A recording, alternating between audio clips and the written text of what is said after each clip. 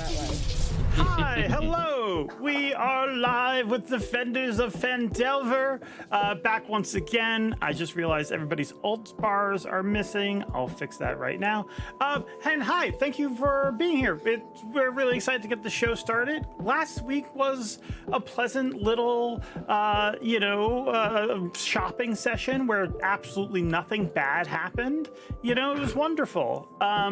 So yeah, I'm looking forward to that today as well. Let's see, a few announcements we have to go over. First and foremost, a huge thank you to the wonderful people at Forgotten Adventures for allowing us to be here. Forgotten Adventures puts on this entire show.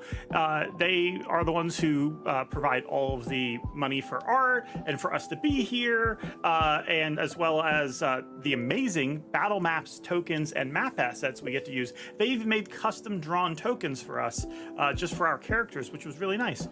And without them, we wouldn't be able to do it. So please go check them out at patreon.com/forgottenadventures or at forgottenadventures.net. And so thank you so much to them. Let's double check, make sure that's working. Refresh. There we go. Your ult bars are back. I gotta turn off Penny's ultimate because she used hers. Last week, Penny used their ultimate to have a huge moment because they were... Actually, wait a minute. It didn't come back. Why did it not do that? Oh, well, that's fine. It'll refresh. A few announcements before we get into everything.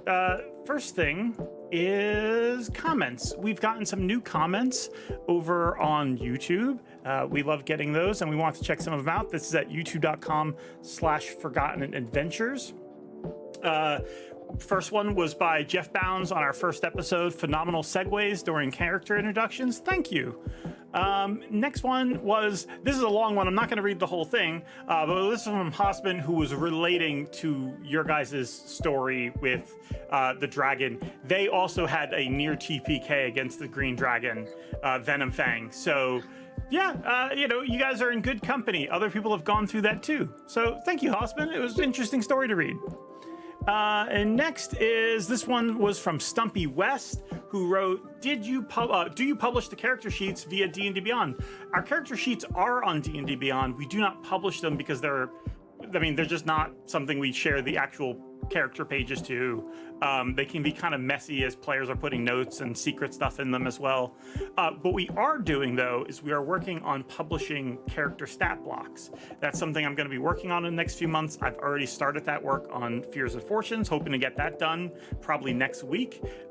So hopefully we'll have those to release, and we're planning on releasing those stat blocks along with the player tokens and possibly some of the player art as well. So yeah, look forward to that.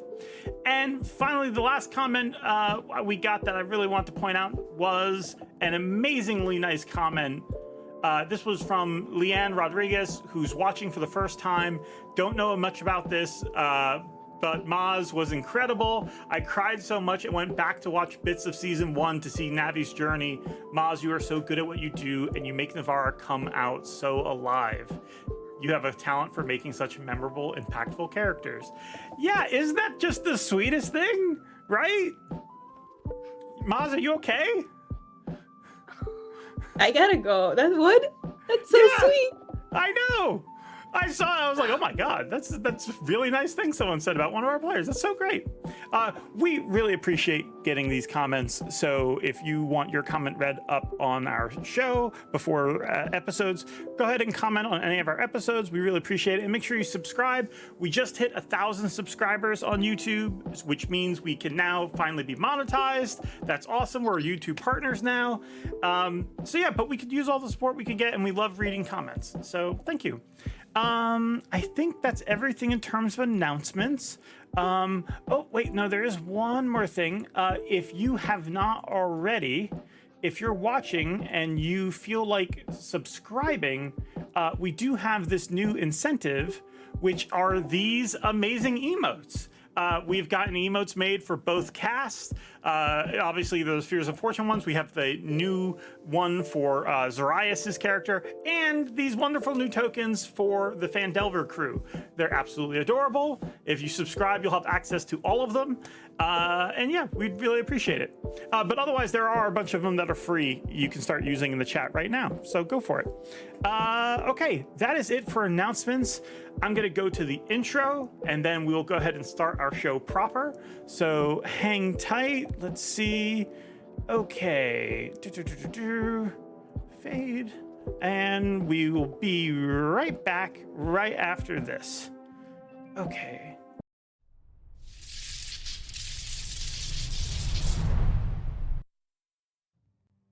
Content warning.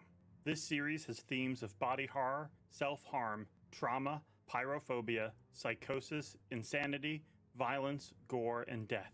Due to the actual play nature of the show, such themes may appear without warning. Please use discretion when watching live, and find trigger warnings in the video descriptions.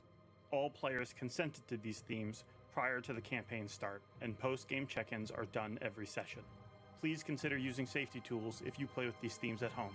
Thank you, and enjoy.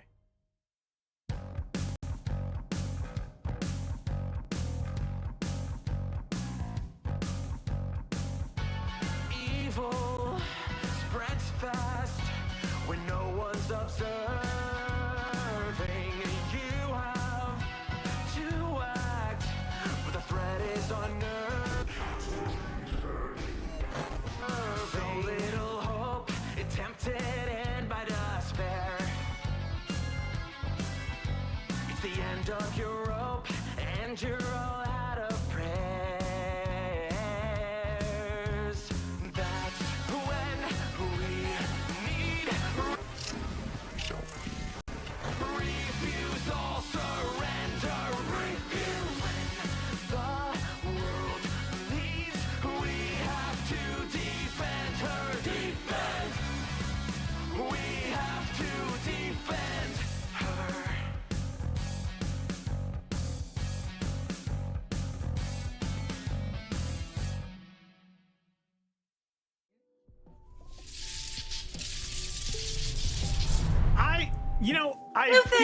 I feel it wasn't a new thing. Actually, The logo. I'll show you one moment. Let's see. Let's go back to that. Clock this. Is it playing? Shannon, are we being gaslit? I think so. Yeah, I think yeah. so. Content warning. Yeah. Gaslighter. That was there last week.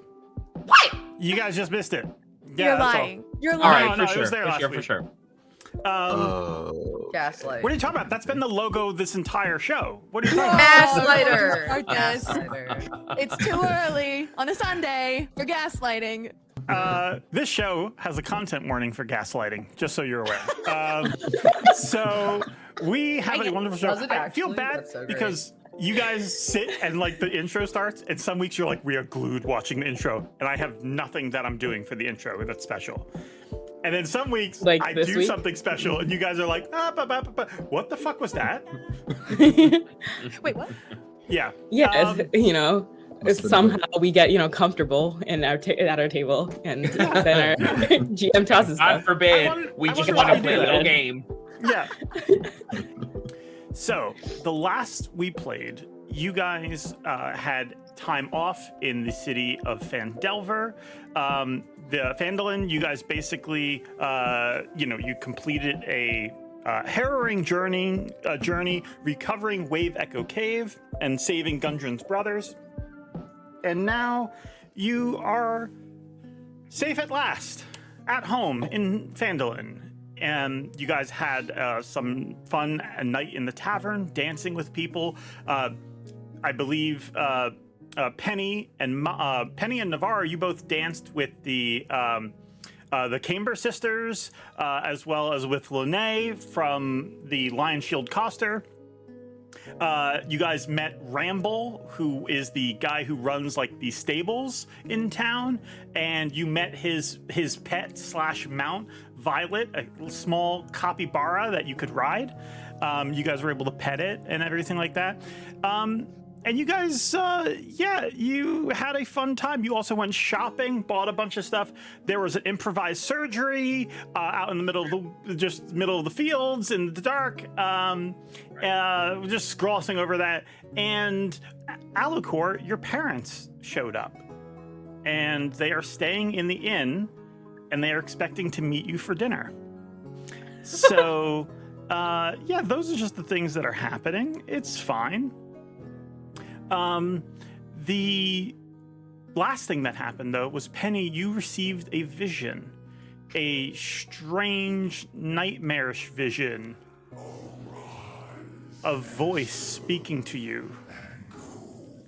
Telling you to find something. Bring it back and make something whole.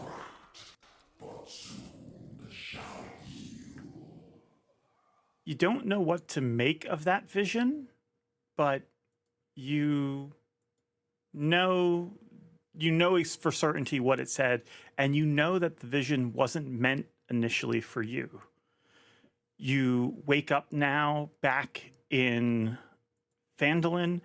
We'll actually say that right now it's still nighttime, technically. You have been woken up. What does Penny do? Does she go back to bed? Does she immediately go wake up Leo? I think when we last left, I checked the window just to see if there was anyone out there, and I couldn't see anything, right?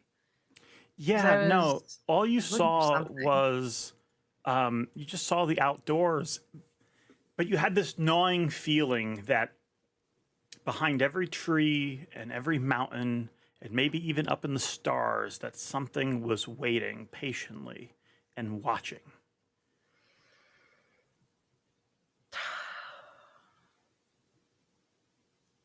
Do I wake Leo up?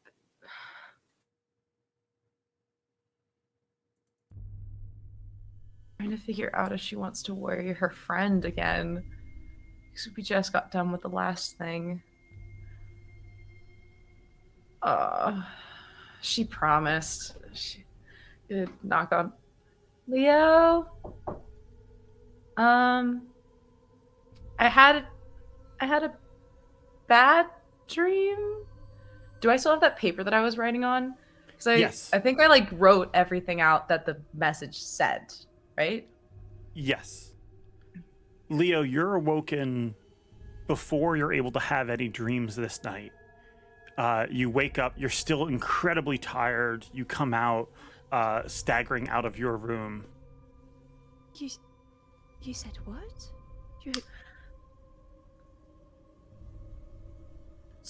Just hands her the paper. Okay.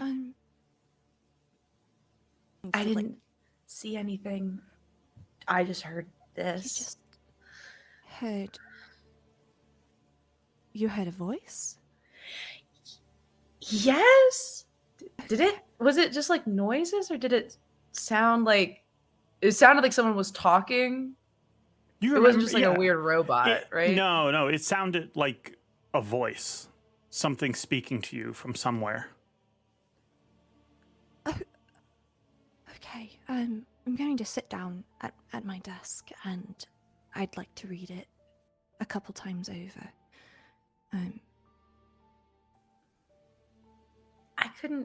I don't know. They didn't speak a language that I understood. I focused hard, and I was able to figure out what they were saying, but I don't think it was meant for me. It's like I got someone else's mail, but it's went somewhere. I don't know where. Okay. So I need to get this straight. You heard something in your head. Mm-hmm. You didn't recognize No, the language, no, never heard it before. but you knew what they were saying. Not at first. I could just tell someone was talking, but I really focused because Okay. I wanted to know what was going on. Of course, So- no. Of course. No, yes. I'm going to... I don't think we've really used the book that I was keeping track of like her memories and dreams and stuff in the past, but I'm going to pull that from my desk and just copy the message in. Would this is like a long shot because it's kind of all like theoreticals and stuff. Is there anything in her past memories or dreams that would allude to something like this? If I just like flick back through her dream down? Give me, I would say, investigation at disadvantage. Okay. My passive Because you're trying to investigation- dig through scrabbled bits of memory that Yeah. she's providing you from dreams, trying to make sense of it. Okay, first one's a 16. Okay, lowest is a 16, highest is a 25. Wow. Okay. My passive investigation's 19.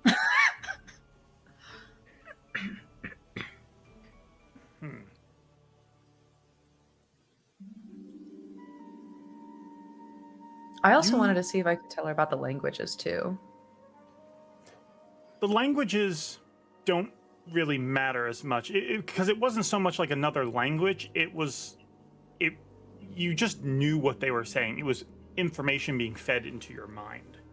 And at first it was hard to understand. Like it might have been in a different language, but it sounded like noise. It didn't sound like words. Almost like frequency noise type stuff. Yeah. Okay. As you flip through your documentation of Penny's nightmares over the last month or so, Penny often has nightmares of drowning. They have nightmares of running. And oftentimes they can't describe what they're running from. But they know that there's more than one of them. And anytime Penny would look back or try to engage in any way, she would be able to provide no visual information about what they looked like or what they were, but she would describe a feeling of pain and pressure, and like something was reaching out to her in her mind. And that, you connect that with whatever this thing is that Penny's been running from in her nightmares. Is that this? And then the question becomes, is that real? And is it current? Was what Penny experienced last night something that just happened? Or is it something that she remembered from a long time ago? Right, okay. Above table. Do we know, did Val explain his memories from running when he saw Penny? Because he told me a little bit in the last episode. Because this sounds a lot like her nightmares are starting to sound a lot like his memory. I remember you telling me that you were going to ask Val about help for something involving night. Yeah. So maybe Val's here if you want. We never really exactly said where you guys were all going to bed. Val, you would be inside. You're not outdoors. Yeah. Can't he be on the roof? He's on the roof. Okay. We can go and Penny, would you be okay with opening up about this to anyone else? I don't think does Navara, is Navara here tonight? Actually, above table, is Navara here? Is she in the basement? I'm going to make assumptions for everybody here, and please, if I make an assumption and you don't want that to be the case, please speak up. But I would assume that Navara right now is doing guard duty around town with the other recruits that she's gotten. Okay. In fact, actually, let me just show you guys. They're probably doing a shift change right now. So what you guys would see would be if you were there for this, you would see Navarre in the sleeping giant. That's the not the sleeping giant. Is it the sleeping giant? Yes, the sleeping giant. Yes. The tavern in town. Down. And yeah, they're there with the Tardish brothers, Narth, Lenar, and Sildar, who between the 6 of them, they basically take turns patrolling the town. They'll come back here.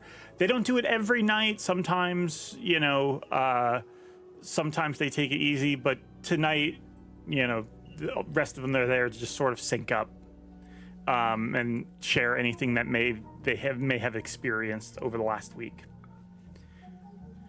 But yeah, that's where they are. And you guys are here. I don't believe she's home. But we can go. It's up to you. But I do think we need to speak with someone about this. I just don't want them knowing that it's getting worse. Okay. They didn't Okay. seem to be okay with the current development. I know. It's scary. What if we just go speak to Val? Are you okay with that? Yeah. Okay. Valandor understands a He does. little. Yes. Yeah, we should go. Is he in the woods? Is he on I our don't know. roof? I'll go find him. I'm sure he's somewhere. I'll reach out and for your hand and stuff. We can walk out. Grab all of my bag real fast. Oh, Midnight where walk is- time. Is he on the roof? Is he in his? We'll start walking towards the Well, like I shack in said, the woods. I thought he was at your house to help Okay. you with stuff tonight. Oh, right. Right. Because that was at the Can end. he of be on the roof? Can he please be on the roof? Sure, he's on the roof. Honestly, yeah, I'm on the roof. Okay. Overridden by the party. That's fine. I want him to do his Batman impression again. But it's Batman more of time. like he's like he has like the 1 foot off of the edge of the roof, and then but he's like leaning back, maybe like looking up at the sky or whatever. He doesn't have to go full Batman all the time. Yeah. Val, good morning. Ish. Hello. Hello, Leo. Hello. Would you mind coming inside for a moment? Oh, is everything all right? Yes. Okay, I'll take that as a no, and then I'll jump. Okay, well, no, I said it was fine. It's not fine. Okay, well, if Penny's going to be honest, I can too. We can't lie to him. No, I know. It's more I'm lying to myself, really. That's all it is. Okay. So when you mentioned that you saw Penny years ago, you were running from something. Yes, I don't necessarily remember if I was running out of pure instinct and fear. I was trying to get out from where I was, but I don't remember exactly what I was running from, but I eventually came across Penny. Yeah. Okay. Well, might as well rip the bandage off. Penny has been having glimpses of a memory from the past for the several months that she's been here, and one of the common themes is that she was also running from something or several somethings. And it's only important now because she's gotten some sort of message in her sleep. Something. I'm just going to show you the paper. And Penny, I don't know if you have more information, if you want to explain it, but I'll also shove you the book of dreams that I've been tracking. And just, I don't know. I don't think it was meant for me. It was faint when I went to bed. I haven't been really having any dreams of late, which was nice. But then that's why this one is surprising. It's the first one in weeks. Yeah. I All don't right. know. I don't think it was meant for me, but I think someone.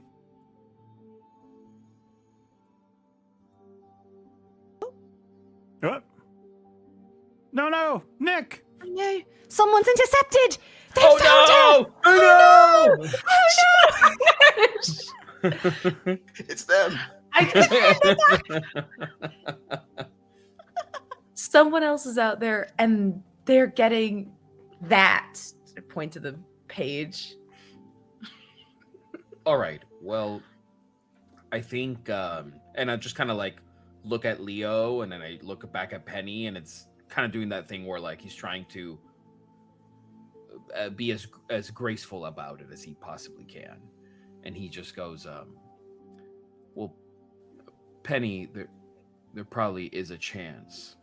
It might be slight, and it could be perhaps overreaching here. But this message perhaps could have been directly sent to you, because it's not just you; it's you and all of the other individuals that were trapped in those casings. The reason for your entrapment there, I'm not sure on, but there is a link. You seem to have been getting these dreams. How would I say it? After we got out of the cave, I should probably... Yes, I guess. Well, she didn't get any the night prior. That's the thing. Is this is?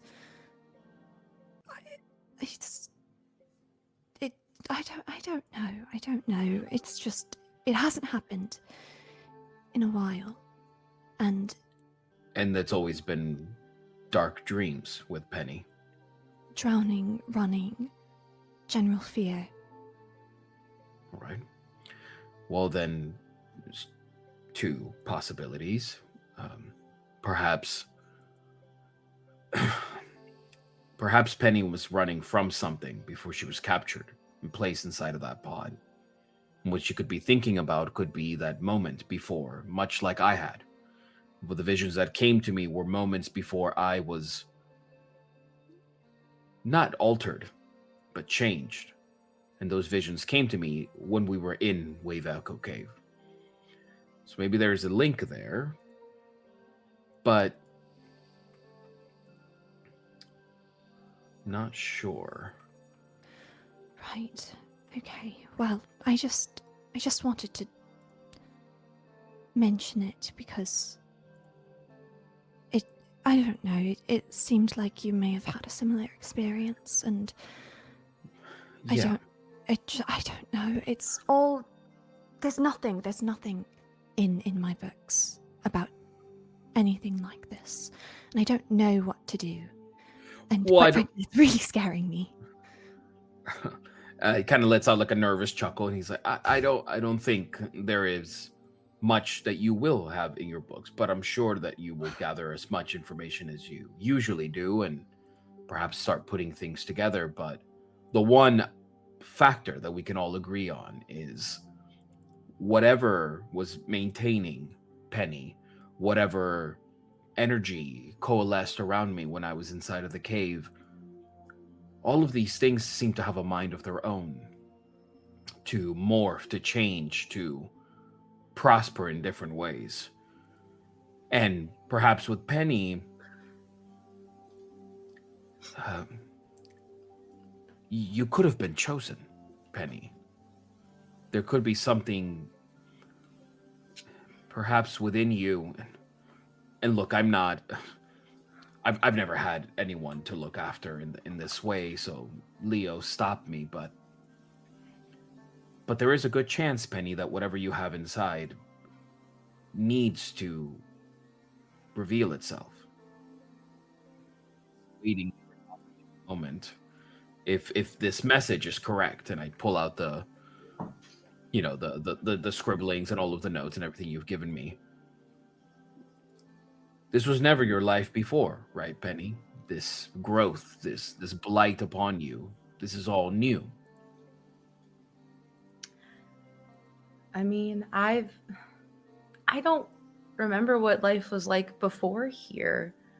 So I hope that I had something else other than this. I don't know. I think we need to figure out what's going on with me, and I don't know if we should tell Alucord and Navarra because they seem mad. No. I think I think you're framing it in a way to justify the horrors, but it's all right. It's Alucor and Navarra have a very different reason for fearing the blight. Yes. They have a very personal connection to it. You yourself, you didn't choose this. No. This seems to have been chosen for you. I'm pretty sure Navarra, as headstrong as she may be, holds empathy. At least she holds patience for Alucor, and I know that if Alucor holds patience for me, then he definitely does for you as well.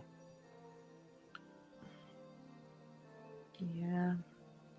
So do we figure it out first or tell them? In these times, at least where we are, if you're getting messages, the clearer the communication, the better. I believe that if we happen to share with them, we at least outline what we know, what we don't, and what we're looking to achieve. They will be in the dark just as much as we are, but at least we're in it together. Okay. And who knows? Maybe they may have something that they have experienced with blight that they would be more willing to share. But I'm not sure.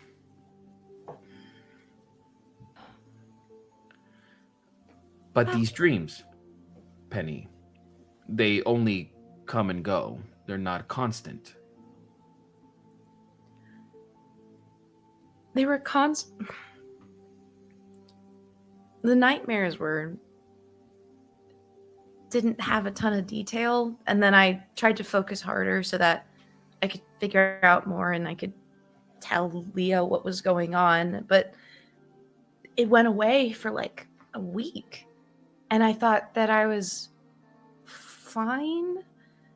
Then this started happening, but the nightmares didn't come back. I look at the book of notes of tracking nightmares. I'm assuming that I've dated all of the entries. Yes, of course. When did the nightmares stop?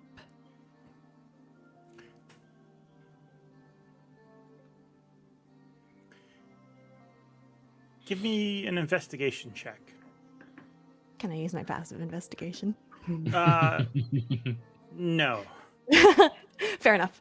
Okay, that's better. 27. 27.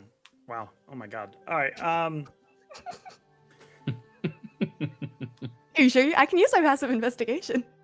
The nightmares seem to have stopped about 2, maybe 3 weeks ago.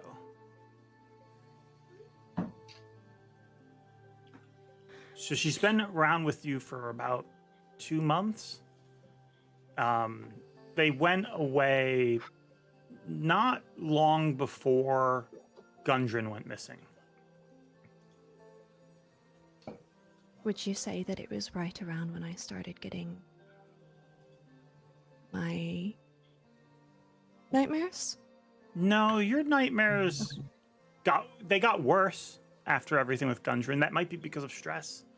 But the last nightmare Penny had was the night Gundren went missing.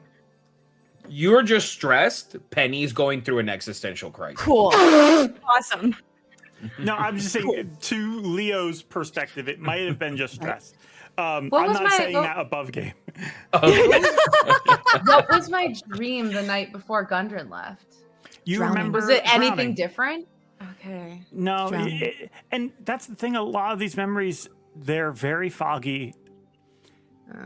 I'll say this, between the three of you, one thing sticks out, and with the notes that Leo's taking, Val, did you describe to them what you were running from? I think.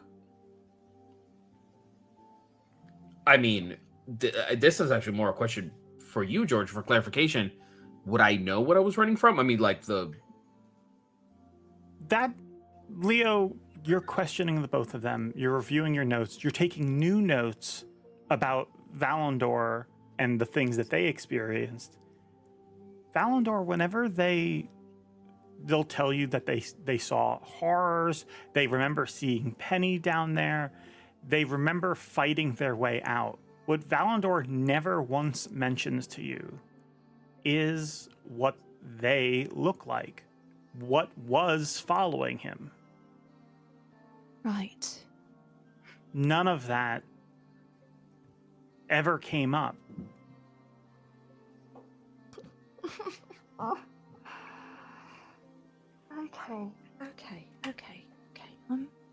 Okay. Okay. This is fine. Everything is fine. do you speak back to it, Penny? No, it was a little bit like opening. Sometimes when I am in someone's head, which I don't do often, but with that one mean druid lady, they'll think things that aren't meant for me. It kind of felt like that, where it was going somewhere else. I was just overhearing. So you were like intercepting. I think so. I checked. It seems like they're trying to take something or they're going to steal something. I didn't know if it was anyone in town, so I went and looked outside. I couldn't see anyone.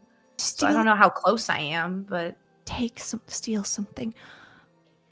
Vagrant ones was Val. whole? Val, Yes.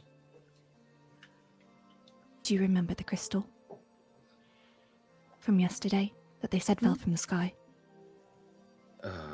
Yeah, I recall. Could that be it? Could they be going for that? There's a chance. Okay. There's a chance. Who has the crystal? Halia, in the exchange. All right. Then, do we know what interest she had with it? It was only meant for transactional purposes. It was just exciting. Spin it, it fell from the sky. You can get a pretty penny for it. That's it. Maybe we visit Halia in the morning. Perhaps Okay. hold this in our possession if we're able to do so. It could be. And actually,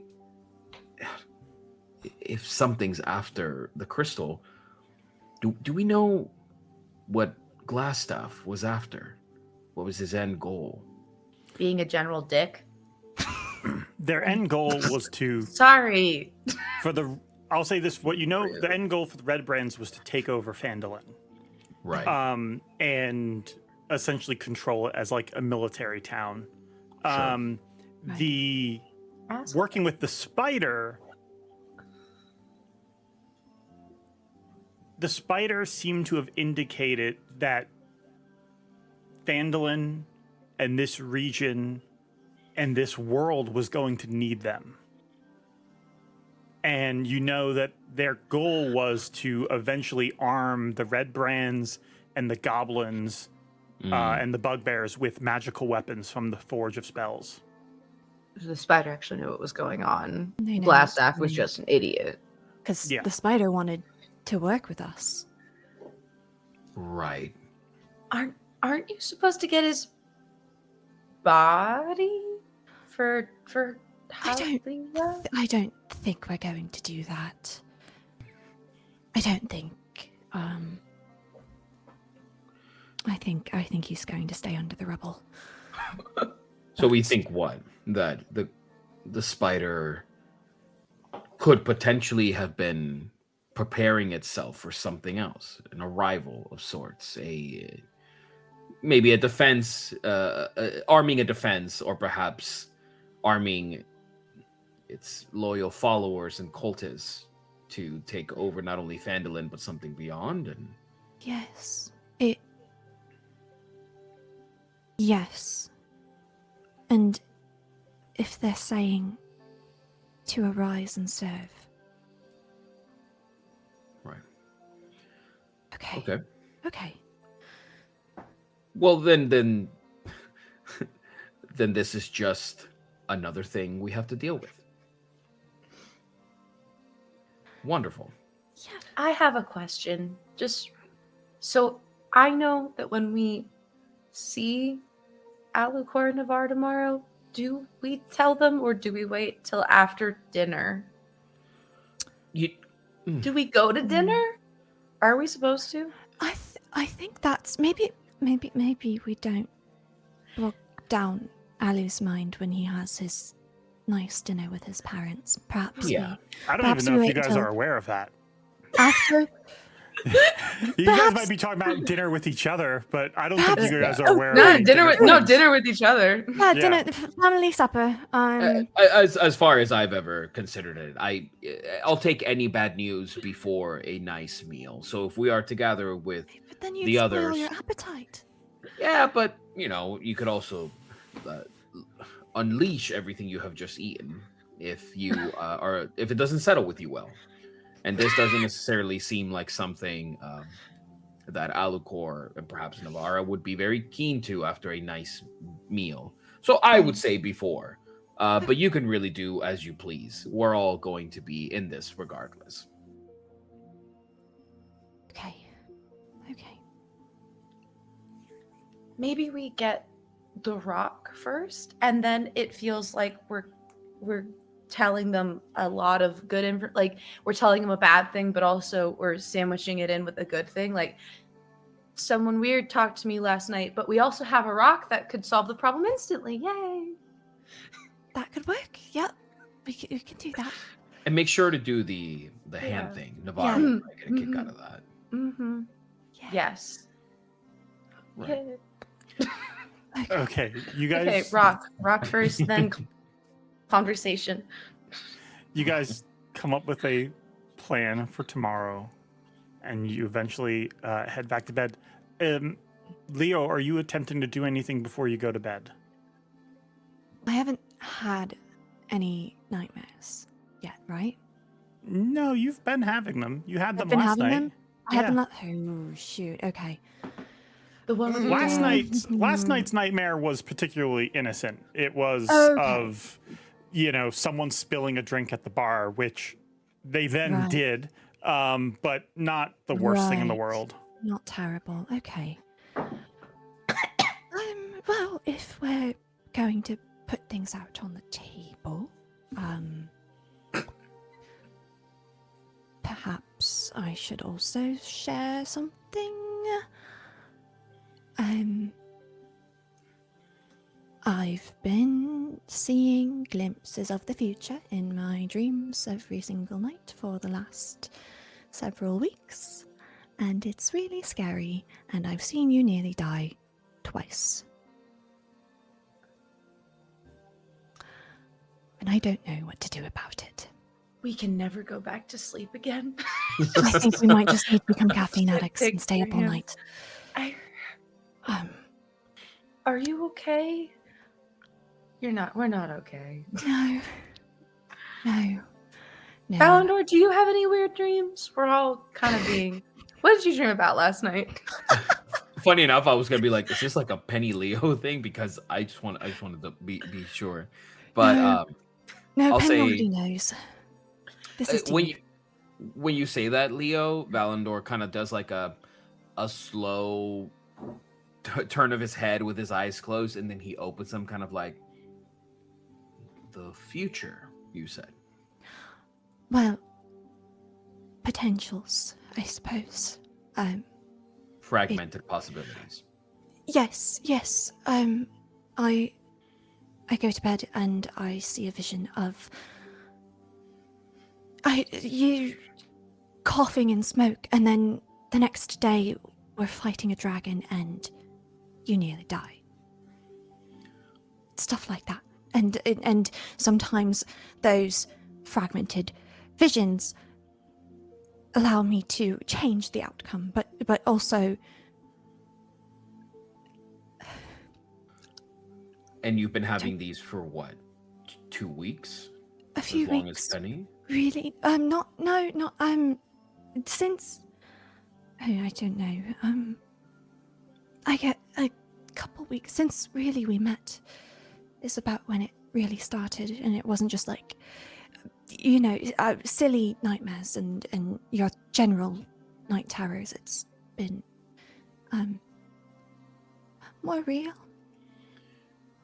All right. And no messages? No one telling you? No. Usually just seeing the people I care about die, or myself dying. So it's a really wonderful thing to wake up to every morning.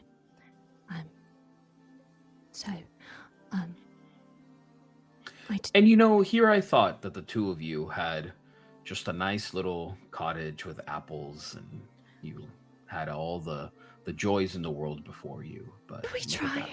We do try. Yeah, you're just like everyone else. Yeah, no, absolutely. No, it's truly wonderful. And yeah, no. I don't think everybody else has prophetic nightmares. I think that just might be a Leo. And then you have your weird hair thing, and then I've got my weird claw thing. I hope not everybody has this. I meant we are all plagued by visions of what can be and what will be, more out of a personal yearning and perhaps out of a form of reflection. But it seems like this is a little bit more serious. For me, though, I've never dabbled too much into the realm of nightmares, and perhaps an occasional dream here. And I'm not to say that I'm not void of nightmares. I have nightmares often about my life and things that have come to pass. But my experience more comes from a change. My entire life was spun on its head when I visited the cave. My physical form, everything about me changed. I became what I am now. So the version that you saw, Penny, that was the old me. That was a very scared, frightened elf, just trying to be brave.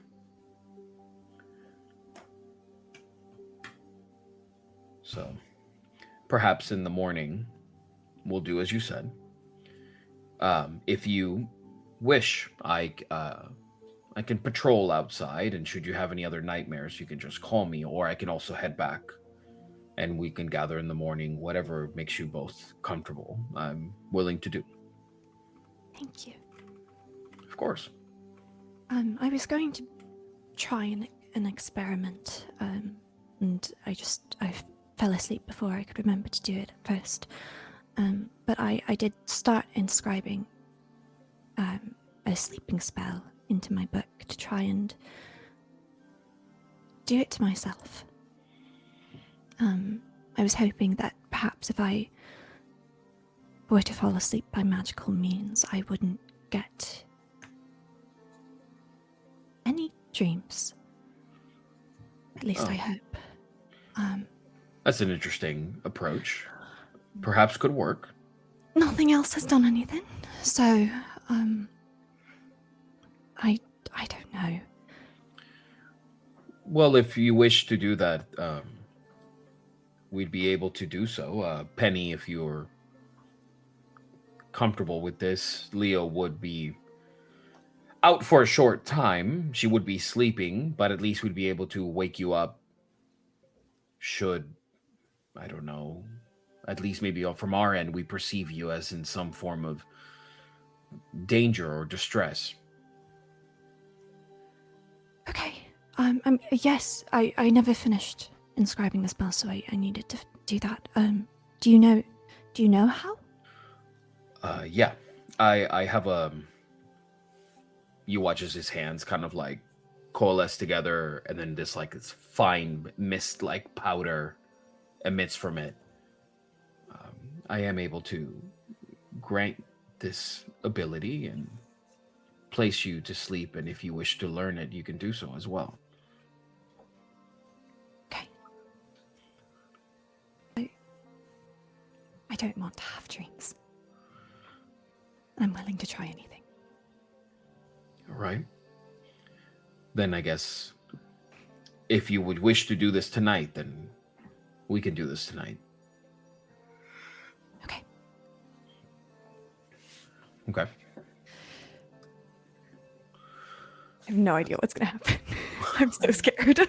So do you want to inscribe the spell, or would you like for me to cast sleep on you?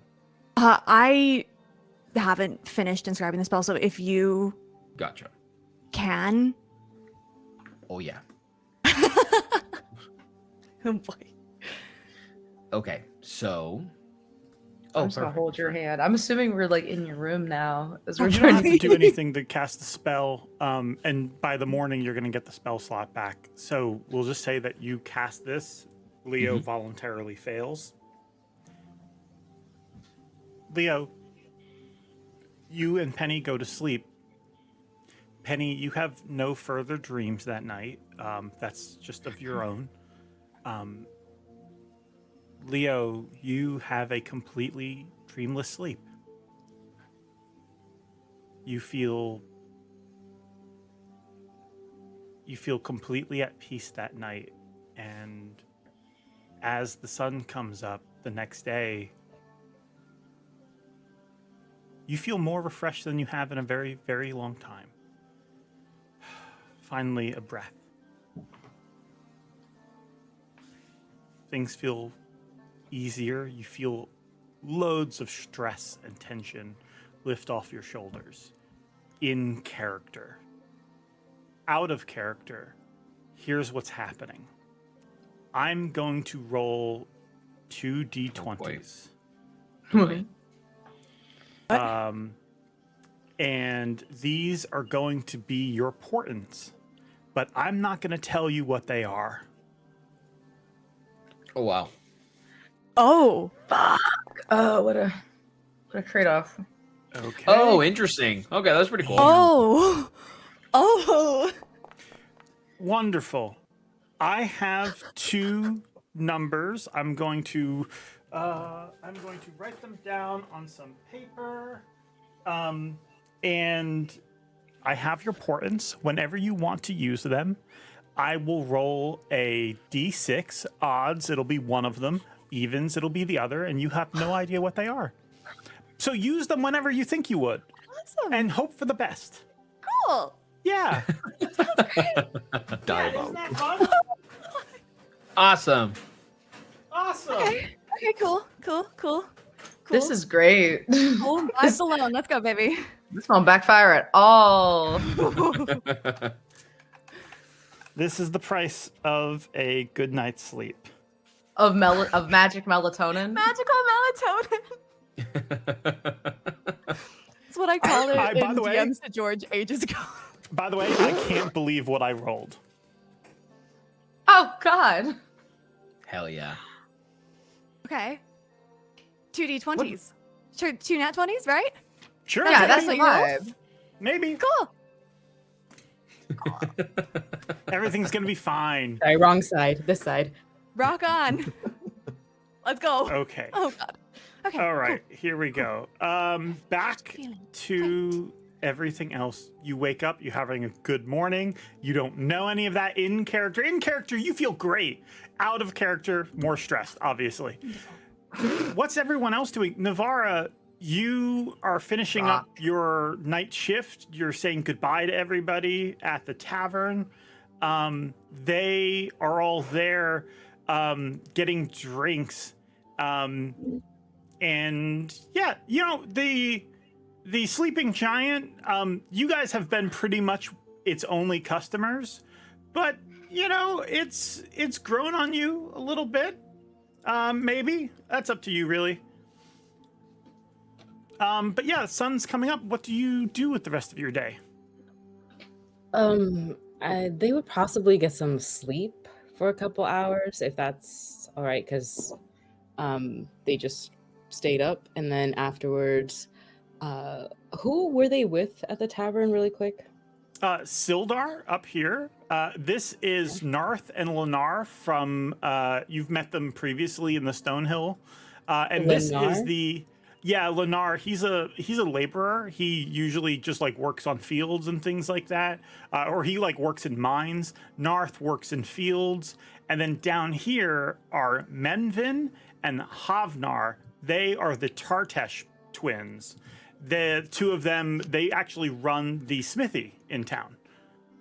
Okay, all right. Menvin and Habnar run the smithy. Yeah, they would have talked about the mines with Larth, just understanding like what that is and how much Phandalin is involved with that.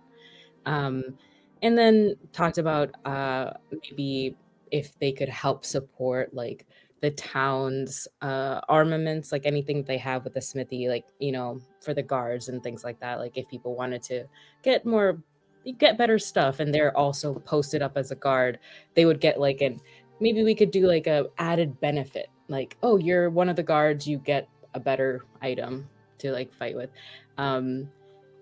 Pretty much kind of creating.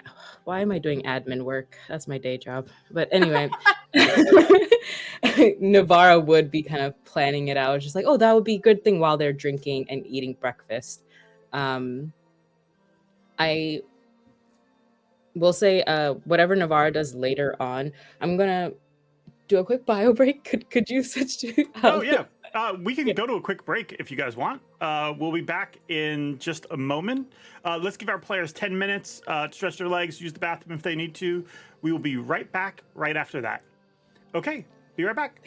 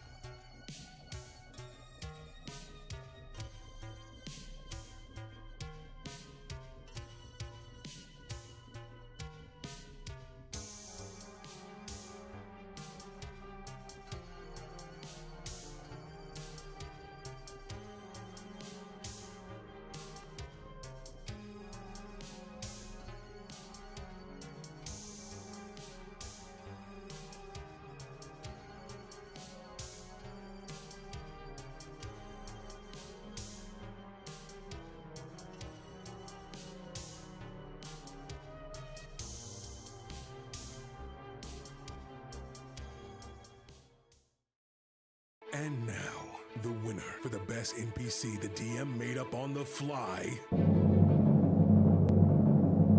It's Boblin the Goblin. Holy cow, it's me! I won! I can't believe it! It's not easy coming up with names on the fly. Thankfully, if you need map assets, or tokens on the fly, Forgotten Adventures has you covered. See everything they have to offer in their Foundry modules, or at patreon.com/ForgottenAdventures. A dangerous foe threatens Phandelver. It seeks the forge of spells and unlimited power. A small band of heroes can stop them, but only if luck is on their side. Oh my god. Everything's fine on this show. Everything's great. Tough rolls, gang. Tough rolls. I have anxiety. Consequences. So good. Oh, shit. Us. The miss. Come on, gang. My heart is beating so fast right now. I'm so anxious. I am so anxious right now. Everyone has rolled this poorly since the very beginning. Except for the DM. who's been Except for the rolling DM. nat 20s. I hate you. God damn. Diabolical. Sorry. We almost die every time we do combat. I'm so stressed. It's death saving rolls. It's every time. Every time. Every time. Every time. One person is down That's at what's least. fun about D&D. What are you talking about? You're such a good DM. I'm so mad. These are the consequences of my actions. That's 2 nat 1s. George, I want to cast friends. She casts adoption process. When will you let me have a little free? Oh no, she's hot. Don't do it. Oh, you fucked up. Yeah. I don't know what I'm doing. Fair warning.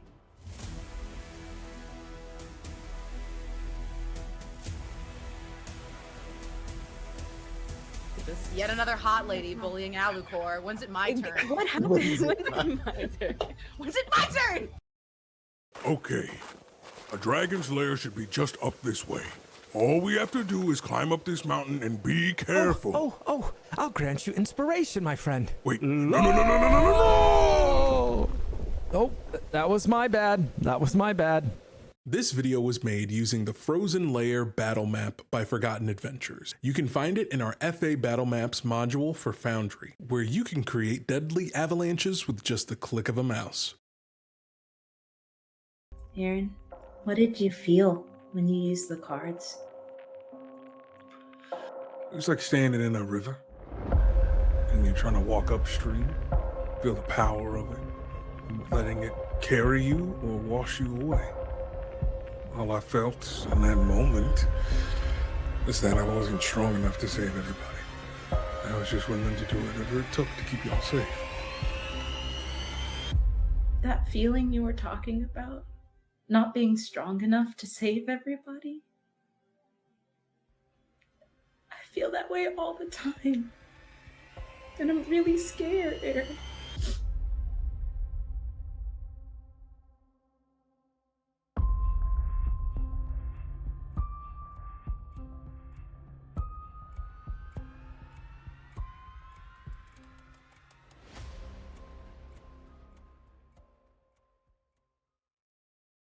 If you need art for your tokens, then Forgotten Adventures has just the thing for you. The new token browser makes searching our library of over 11,000 tokens easier than ever. You can search for the tokens you want by name, then just click and drag to your actor and it's done. You can even set it to randomize color variants if you're feeling fancy. Token Browser is currently in beta, but it and our free library of tokens is available today for all Foundry version 13 users. And the full library of over 11,000 tokens is available to Adventure Tier patron supporters.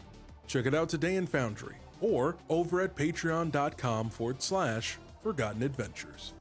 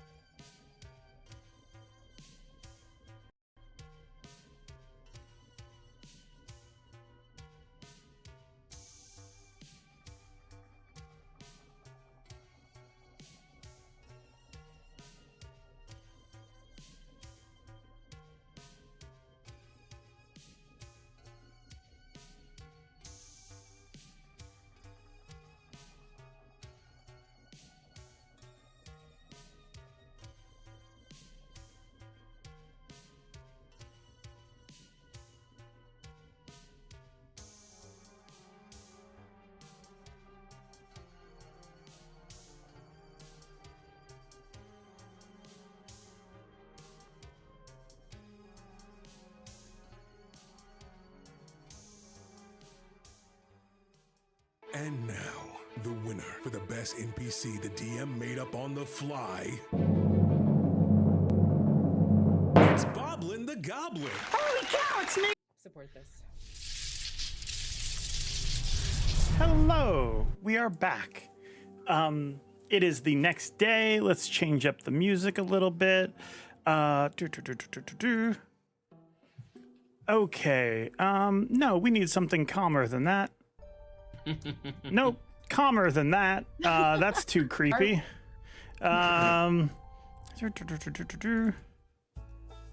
Granted, calm music in here. Too calm. You do suspect. No, let us do the line dance. Leo's having a great No! moment. All right, This is fine. You get the fun. line dance. There you go. Yay! Trying to get a little jiggy. Just All like, right. yeah. It is the next day in Phandalin. You guys have all woken up. Navarra, you talked to the Tardish twins. They are. I mean, they've provided weapons to like Lenar and his name. They've provided weapons to the other guards as well as equip themselves.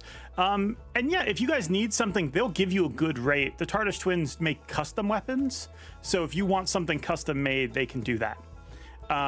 Great. It was more that like how the Red Guards did, where they recruited people. If people wanted to join up and bolster the town's security, that's like what Navarre would pitch is like, this would be great. So they're not using pitchforks and things. So there's more people out there protecting Phandalin.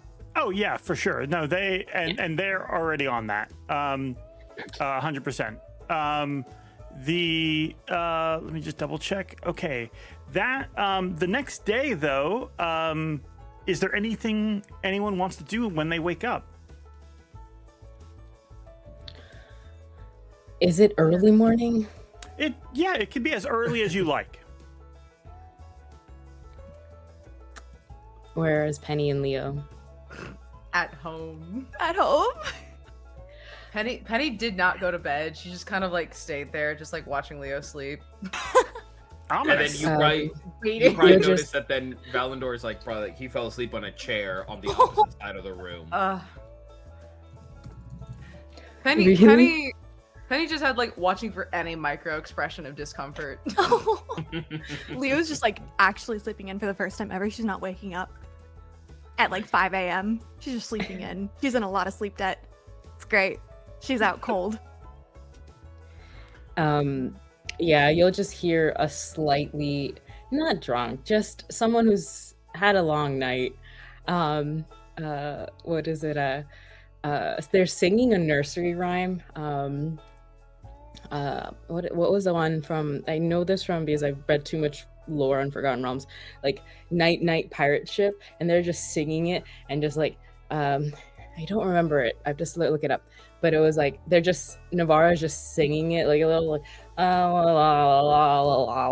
like through and coming through, stumbling in, and then you just hear like and they're just peeking in into the room, tiptoeing, but they're again in armor, so they're just like, and then seeing Val in the corner, just what are you Just like- doing here? Get up, chair gets knocked over. Oh hey, Quiet. Navarra. Oh hi, hello.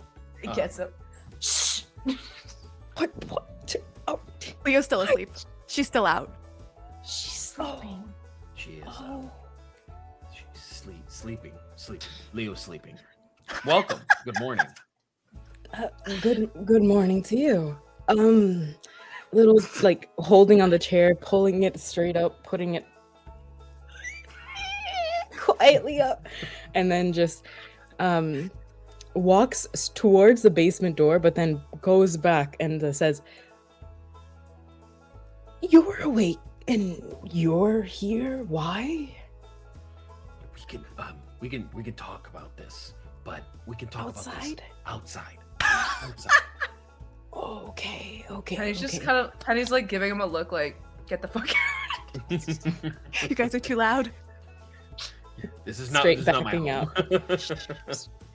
Straight completely backing out. The look she and gave once- the goblins, but at you too. Oh, I found the little nursery rhyme. They're just like, when they found out, come outside, they're still like humming a little bit, but like really quietly. Like toss your coin on whispered prayer, down, down, down. Spare sweet sea queen, blessed and fair, down, down, down. So they're just like humming that, and sitting down and waiting for everybody to come outside. But this was last night was the midnight. Yep. Okay. So the surgery? Midnight surgery. No, that was the night prior. Remember, that was the night. That wasn't last night. It was the night before. Oh yeah, that's right. So when they sit down, they're not as like in pain, but they're just like shuffling a little bit and angling away from where like the stitches are. So they're just like, okay, why are you here? Is everything okay? I would imagine this does seem a little odd. I usually sleep with Alucor. And they point to the roof. Oh, that has... Penny's abandoned Leo. She's watching from the window. I knew it. Sleep in the same space as a friend named Alucor. Yeah, explaining it further makes this so much more believable. Well, it's the only way you snuck in. I sleep in the basement. Okay, all right. Leo and Penny have been kind of going through it. They are experiencing quite a bit, and I don't think it's up to me to share. But there is no secrets being kept. There will be a point of sharing. I think they're just trying to find their pacing, and Leo hasn't necessarily gathered her energy as much as I think she would like to. So I helped her sleep. We cast a spell last night, so she's just sleeping. She'll wake up eventually, and Penny's been watching over her. So that's I'll just kind of like turn around, and if I see Penny on the window, I'll say out loud, "You slept okay?" All right, well then, yeah. Penny, next to you, you see your small friend. I didn't fucking sleep all the noise you made. He says more. He says it to Valandor, but like, by the way, we have art. The art's so cute. Oh my god, baby. Very cute. But have I seen this fucking thing? No. This thing is next to Penny, like under the window, windowsill, and is sort of responding to you, but you don't know it's there. My eyes just kind of widen, and then One look second. over to Penny. I'm through a window. I was just one moment. Ducks down. What are you doing Dad, where am I supposed to be? I don't. Okay, so we talked about this. They don't know that you're here yet. You have to be quiet. You can't talk to Valandor when he's talking to me. What did you find out? What did you know? What do you know? Nothing. I slept here. Well, do you want a biscuit? I don't know. I'll take a biscuit. I'll go and get you food. Don't touch Leo. She's sleeping, and she doesn't do that a lot, so shh. Leo, by the way, because of the sleep spell, is sleeping like arms, legs just flailed out, like however it looks like an still uncomfortable pose. They're snoring, like best sleep ever. Yeah. Good night, sweet prince. It's just Okay. Not gonna be able to wake her up. And Needle like kicks her head, and nothing happens. This is not the kind of behavior that earns a young man a hat. Come here. You also notice Needle's not wearing their pants either. Well, god damn it, where'd they go? They're Stop, not the pooping. Where'd your pants go? What? They go over and they pull out these trousers and they put them on. This is the best thing ever. There is art for both. Yes, of course. Good. Of course. Pants. Incredible. As you go and make them biscuits, in one moment, I'm really gonna make you happy with this. Yeah, they are. up on your shoulder, hanging out with you, watching you as you make biscuits. Thank you, Karis, for this making is phenomenal. By the way, all closets Karis. are different, so that's why we did not match the original design of the closet. Technically, there are infinite variety of closets. So Karis came up with this sort of grasshopper design. I really love like it. Yeah. It's like a cat can talk. I want to say this, and I hate this, but when Val said they were having nightmares, I wanted to, as a paladin, cast the what's it called, divine sense. Is this divine sense or something? No, Divine sense. That's not it. That's not it. Hold on. I'm so sorry. 1 second. I'm confusing the words. Detect evil and good. Yeah, divine sense does. I believe divine sense would also do it. Detect evil and good. I don't know if more I have specific. divine sense. I'm just calling Divine it. sense is actually, you know what? Let me double check. Yeah, because you're an Oathbreaker. I thought all of them have it. I'll double check though. I do. I have a long page of stuff now, and I can't read. Yeah, that's fine. You have divine sense if you want to cast that because they're having nightmares. Mm-hmm. That makes sense because there are, or you've heard of as a child and things like that. There are these things called night hags, and what they'll do is they'll come into your home while you're sleeping, sit on your chest invisibly, and they basically give you nightmares and feed off of them all night. So casting divine sense makes complete sense just to make sure that there's not a night hag here. You would immediately sense Needle inside the home. So you just know that there is a small demon inside the house. Is Penny by the window? Penny is in the kitchen right now. Can they see where Val and Navarra is? Like, can we make eye contact? Is that what I'm saying? Yeah, you look around. What you would probably see at some point. Give me a perception check. Oh no, I just want to see if I can see Penny. Motherfucker's meant to. Yeah, you could, but I'm asking you to give me a perception check because I want to see if you notice the creature. I'm fine with just having like something's up on my head. Yes, What's that, 14? You see Penny. You have no idea where the creature is though. But you are as getting they're that, talking, like the Spidey's sense kind of thing.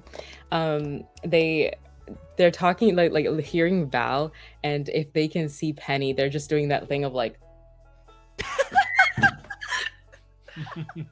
Here's a good question: does the closet notice this? Yeah, that's a good question. Does he notice getting clocked? Because I'm probably busy. Like they're talking and I'm dealing with him. I'm gonna say yes. The closet's talking to you, and without like you telling it to do this, it notices Navarra coming by the window, and it immediately goes invisible, and it's just completely still. It's still on your shoulders, but it's just like completely hidden. I'll turn. I just see Navarra doing the look. Oh, she knows. She leaves. She goes back in the room with Leo. Okay. I still think she's mad at me, and I'm feeding the cat biscuits. Just to finish what they were talking with Val, when Val says like it's in due time, and they lean over, grab Val's hand, and in a very moment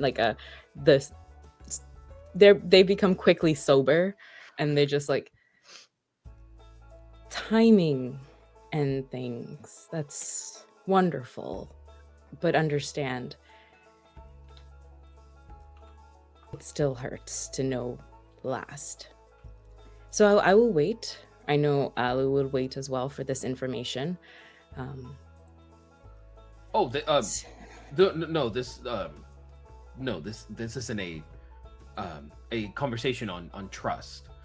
This is a conversation on lack of understanding. Sure. Yeah. Believe me, we actually need to tell you and Alucor, as we feel that you are actually the most fit to understand what this problem might be. All right. So, are you the couch then? No, I need to change. I slept in my clothes. I'm already overthinking about it. I'm totally fine. I need to go. But if I meet up with Alucor, I'll make sure to come back here in fresh, clean clothes because I can't believe I slept on a chair. My neck is killing me. I'm a ranger. And then I just As Valandor is like saying that, Alu busts through the door. Jesus! Well, we're outside. or like no, even better if you burst through the door. The metaphorical door in the conversation. for you two outside, you'll hear like metal armor clanking because he's like sprinting to Leo's house and he sees Valandor and Navarre outside. Oh God. You hear? Is that... We need to talk. We need to talk. We have to talk. Okay. All right. Hey. Okay. Go ahead. Listen, I was trying to meditate earlier. There were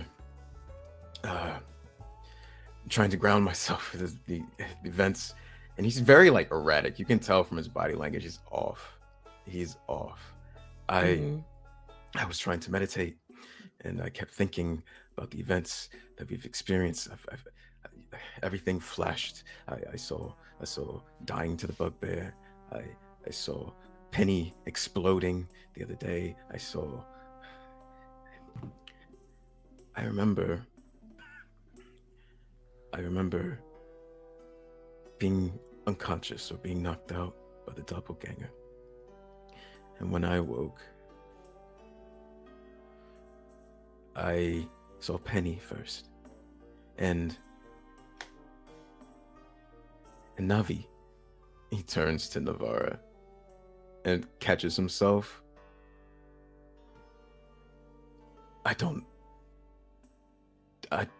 This isn't mine to share, but I think you know what I might want to say next. Their eyes are like, don't you dare. Wait, what? What do you mean you saw me and Penny?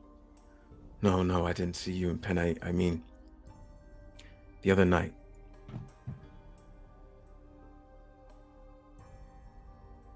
Mm-hmm. If you do not want to speak about it, we can drop it, but I need to be certain of something.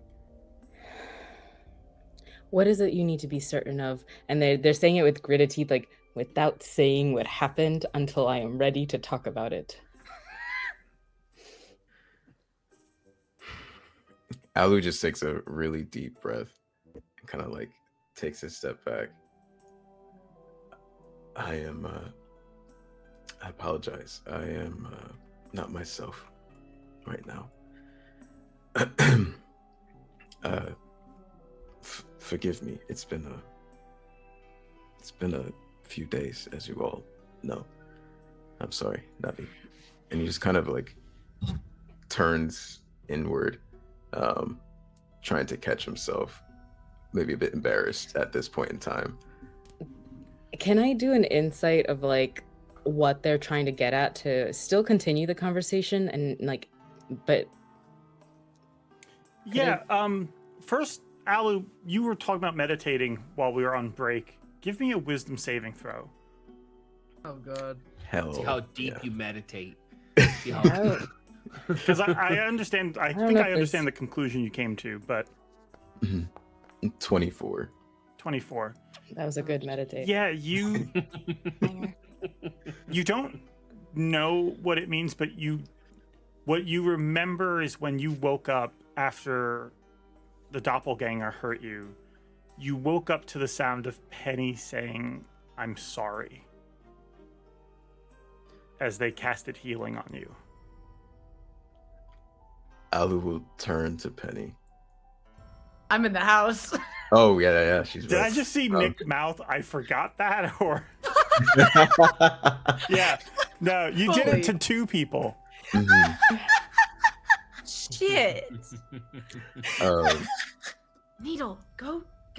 Alu will look to Navarre and Valandor and then turn to the house. Maybe making biscuits. Come, if there's like a tree nearby, he'll try to like bring them over to like the shade of the tree. Okay. Valandor, this does not leave Applesauce. this conversation here for now. And he'll take out his scimitar and we'll try to loosen his armor enough so that where he thinks he remembers the doppelganger striking him is open, and he'll run the scimitar across that area just enough to draw blood and see how his body reacts. Alu surprises you, like, don't say a word to anyone about this, pulls out their saber, their scimitar, and lifts up their armor, and Val, you sort of take it back as they just sort of stab into their stomach a little bit, just slicing it, and you see they start to bleed, and then you see quickly the wound just stitches closed. Immediately to if Val is on the other side, Navarra's looking to Val, putting an arm around one shoulder of Alu's, waiting for Val to get the other, and slowly moving them to the other side of the tree. What are you doing? What is this? You cannot do that. You cannot do that. When we are engaging on a morning like this, you do not greet me. You do not don't start like this. But you saw it. Did you see it? Right. I saw it. We saw it. We understand this. Wait, no, you don't understand this. You don't know what this means. We'll say this. Everyone has had a great night's sleep. No. Except for everyone here. No. The only person that has had a good night's sleep has been Leah. Val, come here. Get in the circle, closer to the shade. I know we're 3 little martial classes trying to hide behind this tree. I'm guessing it's a big tree. So they're just the biggest fucking tree here. They're just get in this huddle real quick. And Navarra's face is actually less funny and more serious, and they'll take their boot knife out and they'll do a little mark on them as well. Do you remember me in the cave? How worried I was. Yes, of course. Great. Do you remember I said that they had healed me? And they lean over and their eyes are pointing towards the kitchen where Penny is. Biscuits. Biscuits and a demon thing above me. Great. Do you? Yes. I can recall. Great. And then they're going to just do a small little enough on their hand, or if they're holding Alu on their arm. Watch.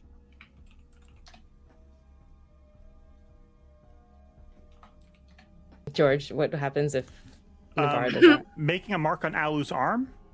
No, on themselves, not on Alu. Oh, on your arm, you're saying? Yeah. No, nothing would happen on your arm. You make the mark on your... You remember you were injured on your stomach, right? Oh, if it doesn't work on that, when it doesn't work, they're looking at Alu. Yeah. And slowly sighing. You take 1 point of damage as you cut your arm, and it just bleeds like normal. Yeah. Then wait. You look at Alu, lift up your armor. Get that back. Yeah, and then they'll go.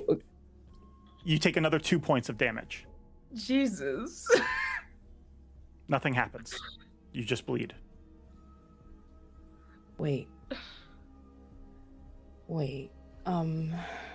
It's the necklace.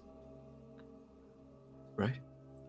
You went to the store, you got the necklace. I'm guessing you saw it around their neck and they're just Unless is it out?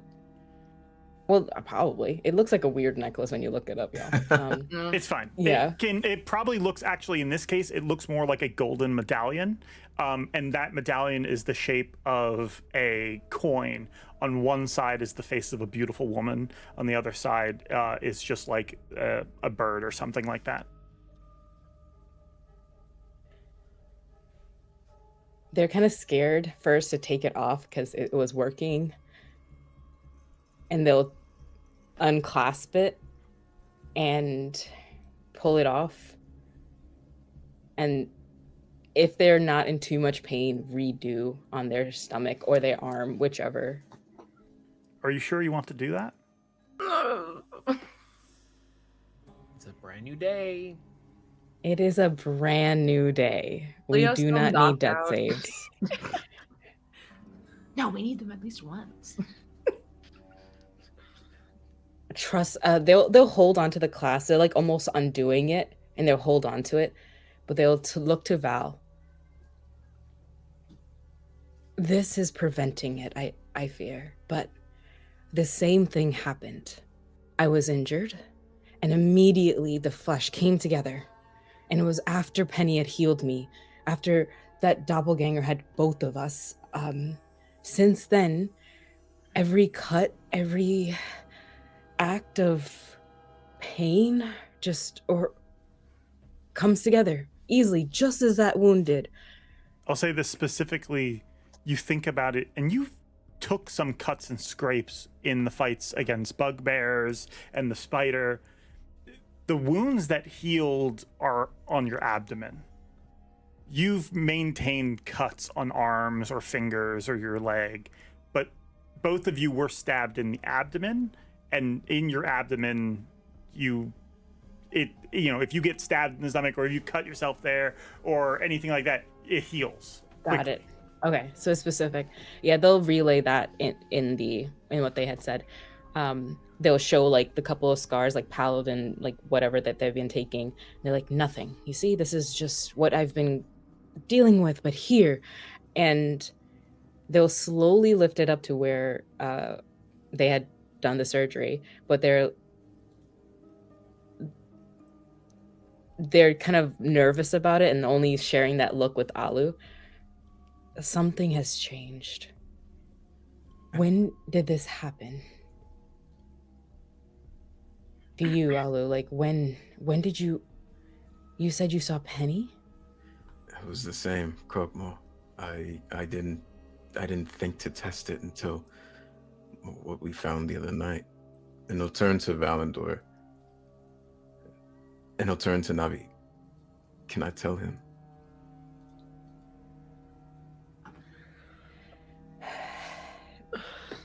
In a whisper, just like, tell him what we did, but not what we have concluded. Okay. Above table, can you explain that? Because I don't feel like that's clear. What Tell you don't him want like to be what shared. we did, but like not the thing of like nothing can be done. That conclusion that we had that was heartbreaking. So share it's that like it's we did white? this. Right. Yes. Okay, just making sure. Cool. Yeah. So Alu will turn to Valandor, and you can see through his expression, like it is a very intense stare. Navi and I assume myself now have the blight in us, following what I assume is being healed by Penny. You have that intense look, and you're actually just met not with shock, but with kind of like a, okay, maybe perhaps this might be the best time. Leo and Penny will share at their own time, but this is a revelation for sure. But there is something working through Penny, manifesting itself out, and I believe it to be this blight. I would like all three of you. I'm sorry to interrupt. As you're saying this and you're getting to this, I didn't mean to interrupt, but please, all of you make wisdom saves. Oh. As you're describing it, though, Navarro's face is just getting angrier. They're just like, they're patient. Oh my god, look at us almost dying here. Okay. And Navarro's 18. Yep, there it goes. Okay. 15 for me. 7. As you're explaining this, Val, about something that's working through them, and you're about to explain more, you stop yourself mid-sentence as a thought comes to you. And I'm not telling you that you believe this. I'm just whispering this thought into your ear. It's like you're not even sure where it came from in terms of what part of your subconscious or your past experience or your inner fears are speaking to you. But the thought crosses your mind. What if this is the point? Penny is so sweet, so innocent, so disarming. What if that's why they're here? To slowly spread something from person to person. Cool. Yeah, earlier I had a thought. So that actually helps out a lot. I had a thought, but I didn't want to share it with Leo. But I'll say that as I'm talking and I stop, I just kind of then look to the two of you and I go, I don't know if, I don't know how to phrase this. I don't know if Penny is not necessarily out of this realm, but I don't know if Penny was, and he's like struggling for words. He's like, created? I don't know if she was bred for a single purpose, or if she was potentially, I don't know, altered in some way to contain the blight within. But it is speaking through her. It is now sending her messages. And I understand. And he looks over to you, Navarre, and he goes, I understand. The reaction here is that, which we must proceed with caution. But the thing is that Valandor, they're like almost like pushing them against the tree, like slowly. What is contained if 2 out of the 5 of us, possibly more, have the blight? Nothing is contained. And 2, oh my goodness. Like they're just, and then they walk backwards and they're almost like going down into a squat of like, whatever they are, whatever they were started from, or like, it is already happening. As Nabi says that, Alu turns to Valandor. You said you saw her in a container of sorts? Yeah, but not just her. Multiple. Yeah, more of them that could do this. More of them that could be healing and doing whatever, however far from Phandalin, and just we are Now- so much further than contained. And Leo Correct. said that she just appeared in front of her. What if this baby chick was just in an egg in that container? And when she appeared, she hatched. I wish I could remember more about what I saw that day. And I do not disagree with the two of you. So for as far as conversation goes, the 3 of us are aligned with that vision. However, I do have to take a step back.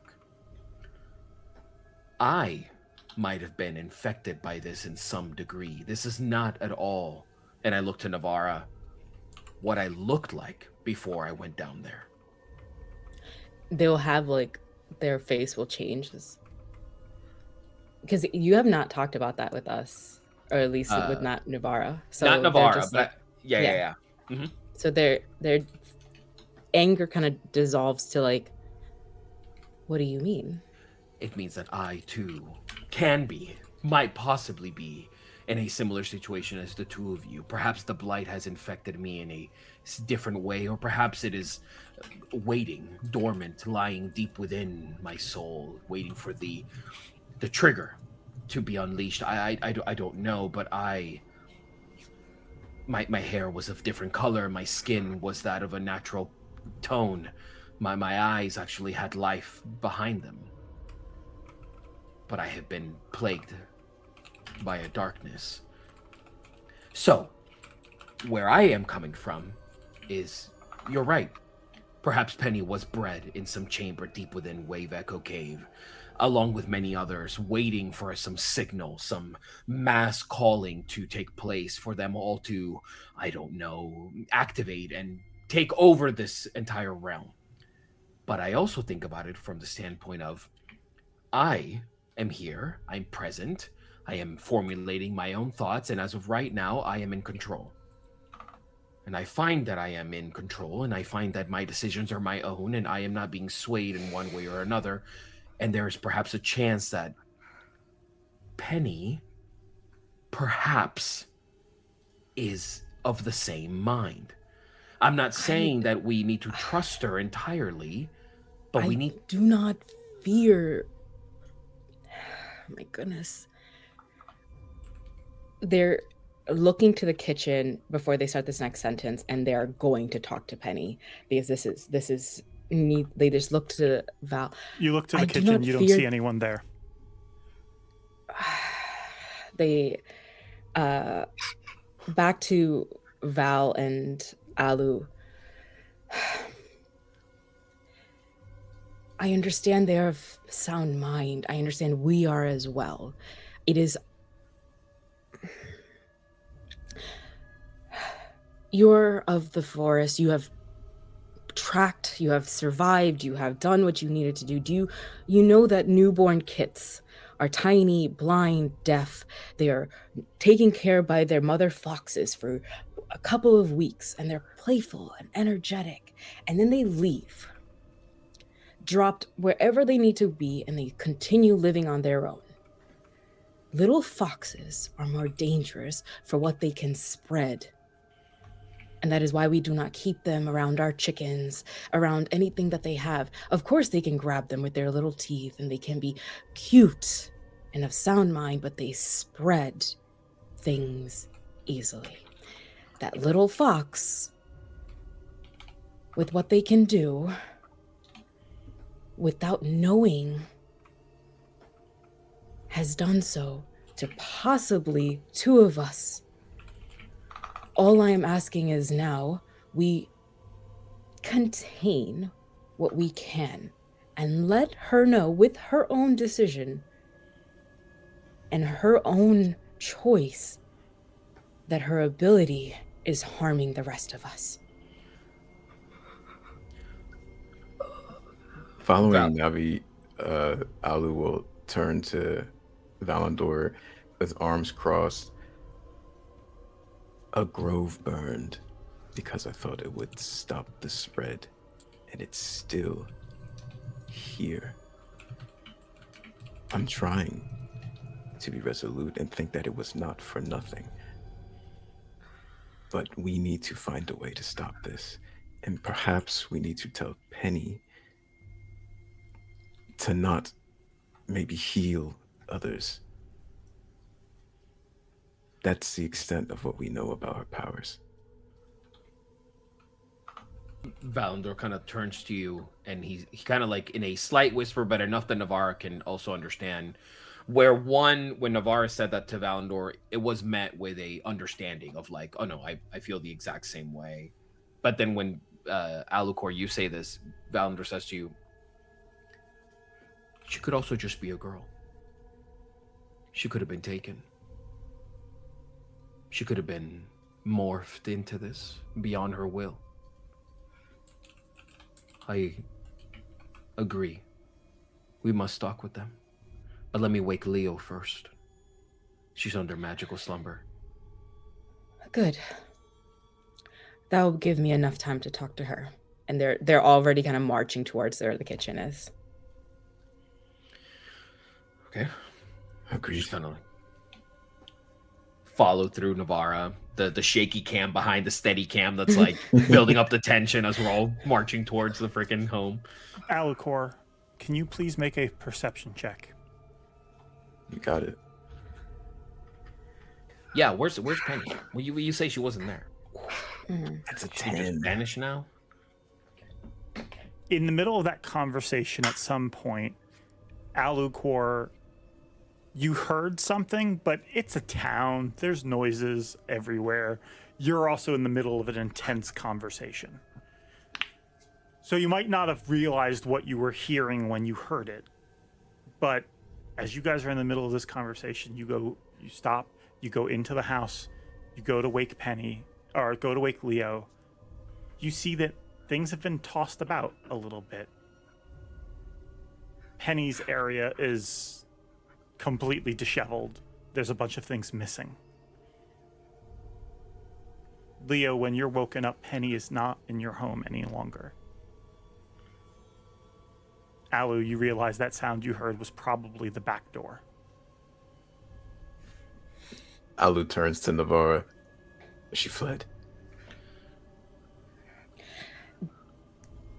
If we look for the tracks and stuff, is it fled or taken? Give me perception. Give me survival checks. Got it. I'm gonna be. I'll take this moment to be the because it's so fucking cool. Alucor and Navarre are very much like she fled, she's gone, she's doing her thing. But I'm waking up Leo, but I'm kind of like, and I have to be on your side. You know what I mean? So then I'm kind of like, okay. Maybe they're whispering this stuff, but I'm kind of giving you a look of like reassurance where it's like, she's gone, but we'll find her. What do you mean? I don't know where she is. What do you mean she's gone? And then I'll just kind of turn around to Navarre and Alucor. What's going on? Did anybody else do a survival check? Because I rolled an 8. Oh, all of us? Whoever's looking to see if there's any tracks or sign of where Penny went or whether she was taken. Can I make it like a check to see what was missing? Sure. Yeah, give me, you can do investigation. I'll do investigation. It's a 9 on survival for me. Dirty 20. My heart's beating so fast right now. Yeah. I'm gonna sleep this entire time. Alu and Navarre, Penny, I'm sorry, Leo, you immediately know that things are missing. You recognize and you clock along with Valandor that there is a bag missing. And as Alu and Navarre are trying to figure out, as you're trying to figure out like the scene, Val, you walk in and you're just like, nope, she packed up. Okay, you walk out the door, she went further into town. Like instantly, you just pick up on this stuff as you're seeing the signs and clues everywhere. Okay, all right, everyone. Agreed. We find her. We try to look for her. Leo, we don't know where Penny is. She was here. She was trying to make biscuits, get her morning started, but tensions have now risen, and we are all in need of a wonderful breakfast. So let's head into town, right? Let's do that. Yes. And then Valandor goes out first. Indeed. Alu will cast Find Familiar and bring Alfred out for extra eyes. Penny, okay, I see. Penny, you have fled the home. You made your one pit stop. I'm gonna need you to give me. Are you doing this all on foot? Yeah. Give me an athletics check. Oh no. I'm not good at running. 13. 13. Okay. I'm gonna say that's the DC. You guys can give me survival checks. Actually, Alucor, you can give me perception. Val, give me survival. Navarra and Leo, is there anything you're trying to do to help find them? I think I'd want to like rack my brain for places where I would assume she would go if she's going into town. Give me insight. Oh God. Okay. It's a 9 on perception. And 9. I'm gonna. I did survival. I'm gonna port. I did survival and got a nat 20 for a 23. Yeah. I want to Okay. know where she went. All right. Okay, great. Give me one moment. I'm going to roll a d6. So evens, it's the second number. Odds, it's the first number. D6. Tense. You rolled a 2. Fuck. Oh, damn. I'm just freaking out. Yeah, I rolled a natural 1 for that survival, so. Navarra's the only one then, because she got a nat 20. Yeah. Navarra's like, I got her. Leo is way too like Navara, preoccupied with the as everybody is searching, Alu is essentially working into their familiar to like scan the town. Val, you managed to track to the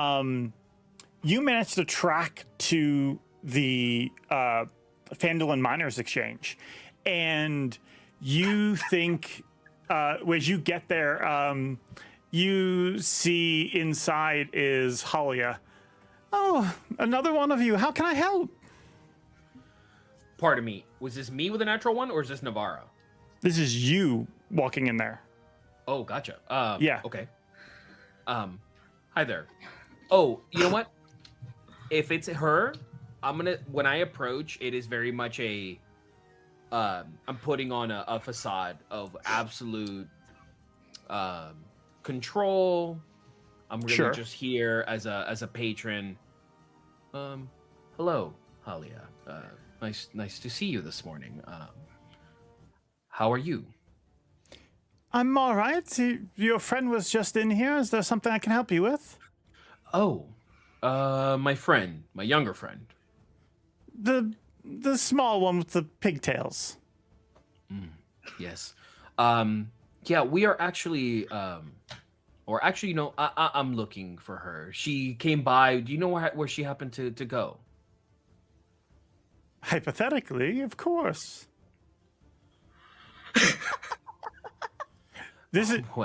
I'll say this, you are spending your time here. What you do learn is that she bought the crystal. That's what you're learning there. Navarra, Penny. You rolled much better than everybody else. So Navarra, do you think it might be like your like senses? Yeah. Okay. So Navarra, you are as Valandor is like tracing his steps and now stuck in a difficult hypothetical conversation, in a dialogue that's not really their skill. Leo's like flipping through her notes and journals, trying to find like maybe there's something in her dreams or because she has no idea where Penny would go. The only place in town other than the inn, which that's too obvious, is Leo's home. That's the only that or the fabric shop, but that doesn't make sense. So everyone's frantically going through it.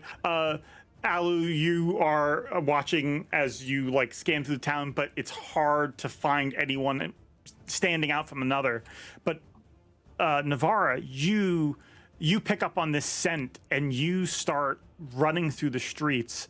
And you will show up. One moment.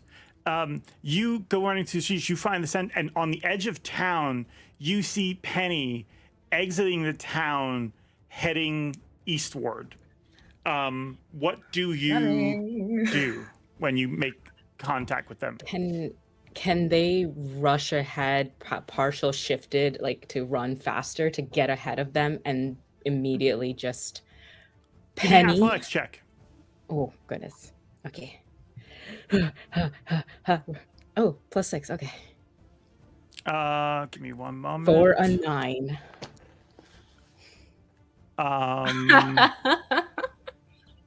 Give me one. A weird tiger and everything. Okay. Yeah. You race forward. You guys end up 60 feet apart. If you want to say something or try to get their attention. Yeah, yelling a little louder, Penny, drop it. I'm not gonna stop. I'm gonna keep going. I'll maybe look back, but I'm way too frantic to. They're going straight behind you. No. Go ahead, both of you make athletic checks again. What the heck? 10. This is wild. 10. Okay. 15. 15. Yeah. Penny's getting away, Navarra, unless there's something else you want to do. I don't want to use this now, but I feel like this is going to be the time to. but I don't think Navarra knows that they can do this. I wanted to feel like it. They want to feel like they are activating it unknowingly, where they're wanting to be as fast as a horse and accidentally using their paladin ability to find steed. Okay, this like intense rage passes through you, and you summon you hear like galloping of hooves, and you smell something faintly of brimstone as a horse forms next to you, a black steed, and you get on top of it and start riding. Give me an athletics check with advantage, and Penny, give me an athletics check. This is gonna go horribly. Thank God for the advantage. Athletics straight. That's a 4. It's a 15. Navarra, now mounted on horseback, races ahead of you. Navarra, how are you trying to stop them? They just go in front, pull back on the horse, This and horse then immediately gets in front of you, neighs, its feet up in the air, Navarra on its back.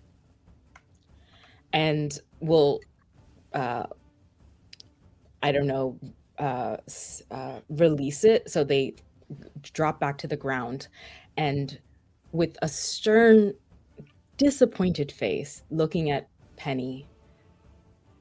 Penny, do I look like a woman who likes repeating herself? No, you look like a woman who's trying to kill me. You promised. I cast Friends, empowered, and I'm using the id thing to make her take the d6 off whatever she rolls. Damn! That was so crazy, Nick. The speed. God. Oh God! Yo. Give Sweet. me numbers. Yeah, go I for am it. so furious right now. Oh my God. Yeah. You're knocking a d6 off of what?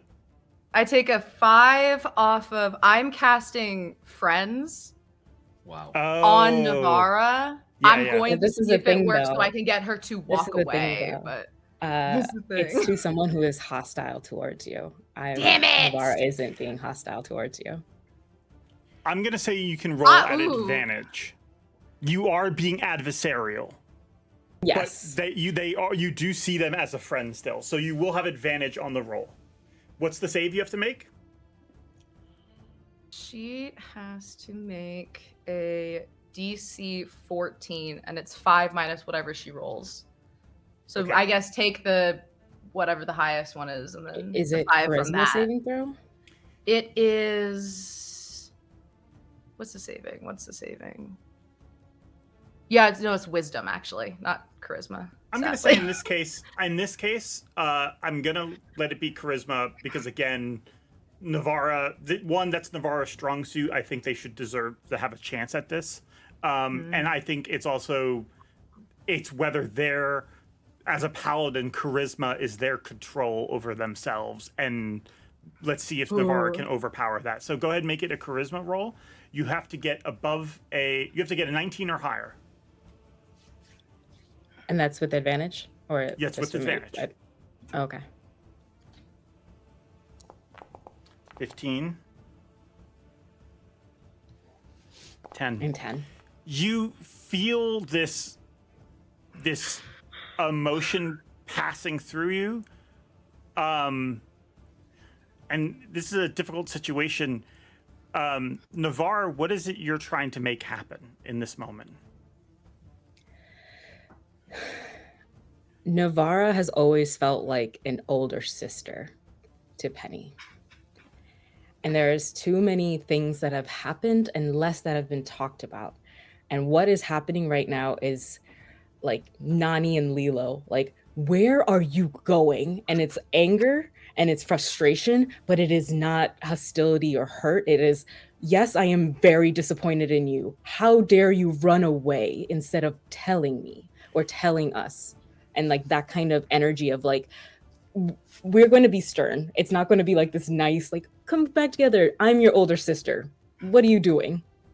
I'm going to say this. you guys can both role play this. One, magic is affecting Navara at this moment. So Navara, if there's, I have to assume there's some possibility, depending on what Penny says, that you would turn a blind eye to letting him leave.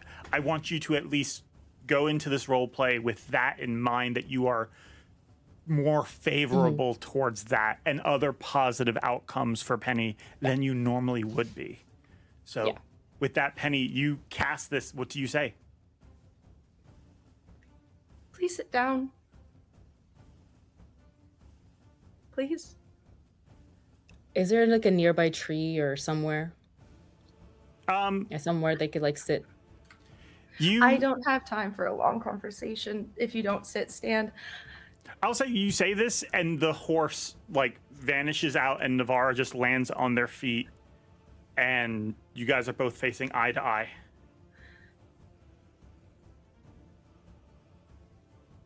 I heard what you said under the tree. I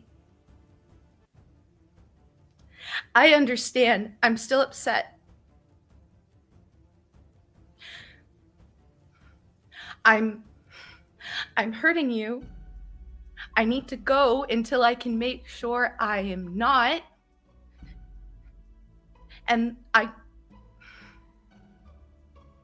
easiest way for you to solve this problem is for me to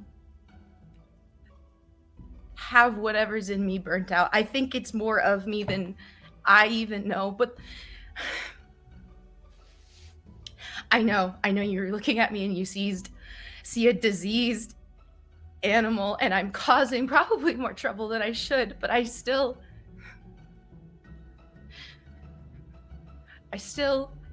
have a will to live despite the harm that I'm doing, and I need you to be okay with me going away, because you can't be my friend right now. Here, and I give her the crystal I put on the ground. I say, figure that out. Tell Alucor that I'm sorry I never got to finish his toy. Tell Leo I'm watching out for her. I can't be around you right now. Please. They'll pick up the crystal and they'll slowly angle towards like the road, as if like that is open for you. Those roads that you walk away from and lead out to, they have been open for all of us as well. Do you understand? Yes. Any one of us could leave and walk away. But I need you to understand that my answers to their questions will never satisfy them. They will find you too. They will search for you too, because, and I'm guessing as Penny starts walking, they care for you as I care for you. Penny, do you know what is the first thing I did when I was young enough to run away? Run away? You know what my parents told me?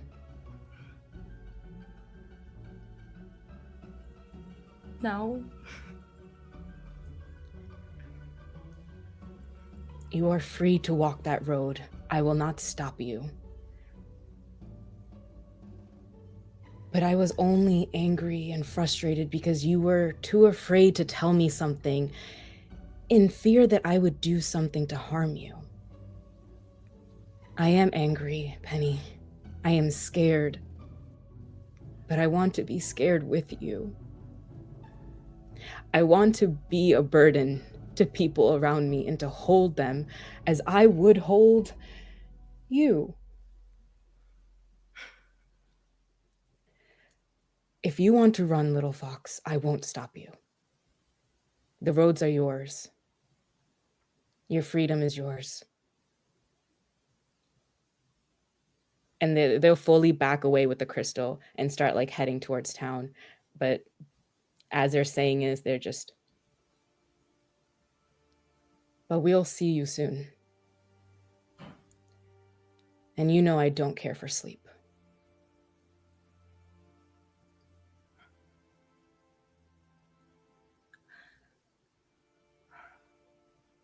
I'll see you around. Bye, Navi. I go. Crying. Oh, God. Just under their breath.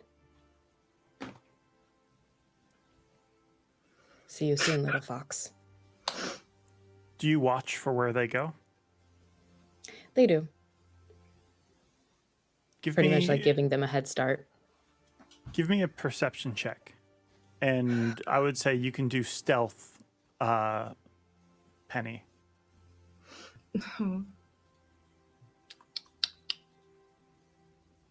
Nope, that's a nat 1 for a 4. What is my stealth? Ha! I got a 4. Wow. She like jumps behind a tree right as Navarro turns around. Navarro blinks. Just Yeah. I fought her too well. Val, what are you doing? Do you have anything to push it, Penny? I mean, I could use... I've got a spell, I think, that can help me with this, I'm pretty sure. I could, like, minor illusion around me to give me an advantage on this in, like, the attempt of, like, making it more difficult to see me. But in terms of, like, a straight boosting the stat, no. No, Okay. I think... Can Navarra cast Bless on them so they can succeed this? Sure. We'll say that you gave them bless before they got out of range. And yeah, if you would like to roll, what's the bless? It's +4? A D4? Yes. Roll a D4, Penny.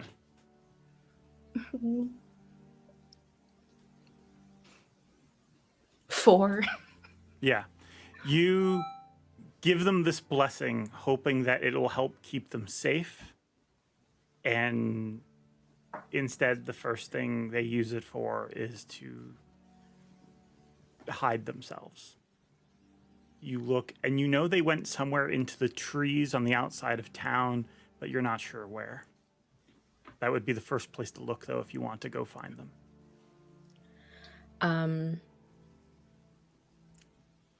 They're in town, and they just got back, so I believe they will have this on them.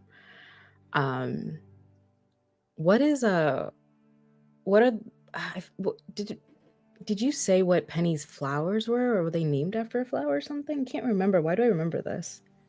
No. Oh, she's got lilacs embroidered on her dress. But... Yeah, that's what I remembered. They'll go grab a couple bundles of that if they could find it easily, and go to the edge where they last believe Penny is, and put the lilacs there, and leave Dog, and put touch his head and say, "Your watch begins." And with a couple of lilacs, because I know they're very perfumey, they will crumple it and put it into their pocket as if this was a real dog. You know where to find me. And just saying it to Dog, but also outward to Penny, and looks up and will walk back. You guys eventually meet up with Navarra again. Did you find her? I did. Did? What? Leo,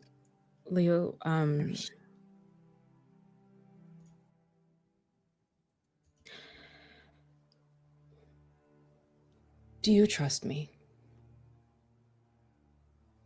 Yes, of course. Where is she? And you trust me to tell me information, even if it makes me angry? Yes. right? Not to keep it from me. Okay.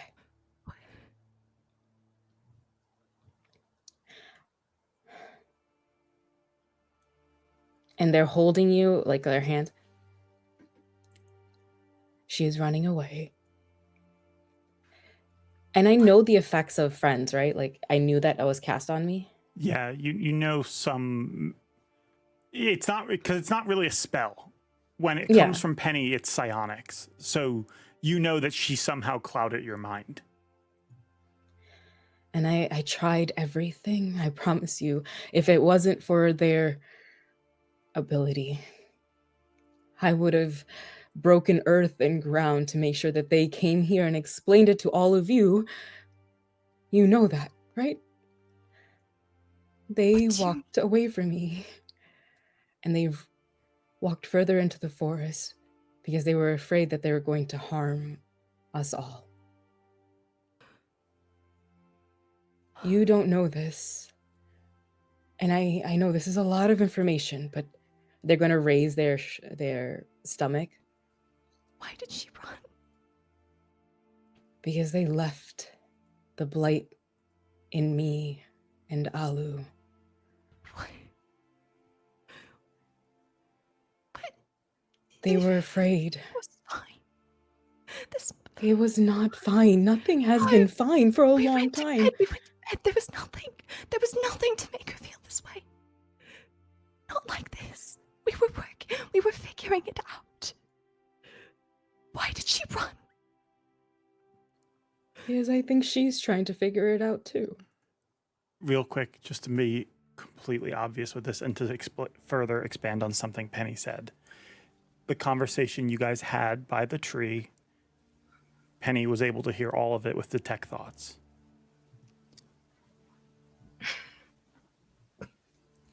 Which, would we know that? Penny said that she could hear you guys. She was the last thing she said to you about that. So Yeah, she could you hear, might under the tree. realize that like there's no way she could have actually heard me, but maybe she didn't hear me that way. So you would probably be able to deduce that. We were talking out there far enough that I thought she wouldn't hear, but because certain things and they're looking to Alu, both of us were healed by Penny. And from that healing, if I do not keep this necklace on me, as soon as I am harmed, as soon as he is harmed, our flesh comes together in an instant. Blight inside of us. And Val also said maybe that is how... It is a theory. It is only a theory. We were just talking because we haven't talked. None of us have talked about... Talk to you this morning. We were going to. We were going to tell you. We were all going to tell you once you woke up. But she could hear you. And she thought She you did. were going to hurt her. Leo. No. Leo. No. None of us were going to do anything. We were going to walk to that room, wake you up. The more of reason we walked to the tree was because you were asleep. Couldn't even walk into this house because you were asleep. I promise you. There was no intent of harming. I think... I told Navarra. I hope at least. Yeah, you told me. I told Navarra. I told Alucor, and they told me about their condition. All we wanted to do, all we were intending to do was to head back inside, wake you up, and we would all just talk. As soon as we came inside, the bag was gone, and yes, Penny listened to the conversation somehow. But there was nothing there other than trying to find a clarification, trying to find a resolve together. As this is beyond us now. Leo, I promised you I would not bring harm to Penny. To remove her, if the blight is in her, would be to remove myself would be to remove Navarra. But she didn't know that. She just knew that you burned an entire forest because you saw it. I'm still standing. She didn't know what you promised me.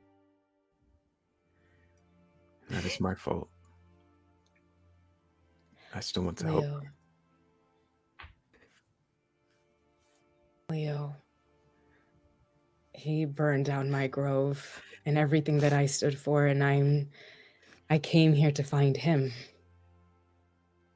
I am a changed person through every day that I have known Alu and every day that I've walked here, and I hope.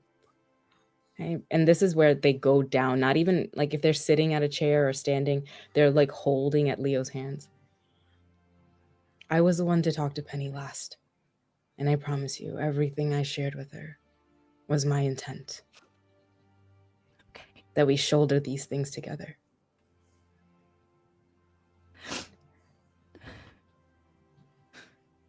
I care for her as well. Is she okay? I believe she is so much stronger than we think. And I know she can sense how we feel. And she knows where we are. If we want to go searching for her, we should. I told her that we will see her soon. Okay. How much of it she believes out of my mouth, I don't know.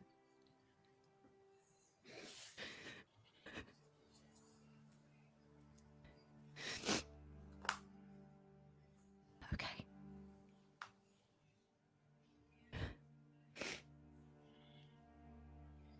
I'll walk over as Leo and Navarra are having this moment, and I'll stand sort of like back to back with Alucor, enough that I'm kind of like keeping an eye on the horizon, but also like whispering to him. So what's the plan now? Do we find her? I think we lick our wounds for a moment, but yes. We need to find her. She needs to know that we're here.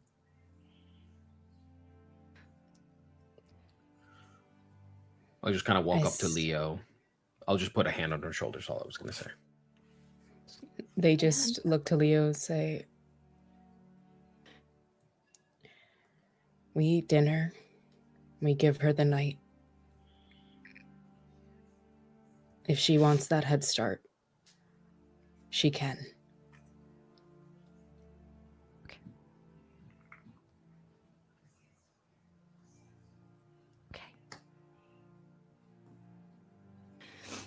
We'll find her. Okay. That's a promise. Thank you.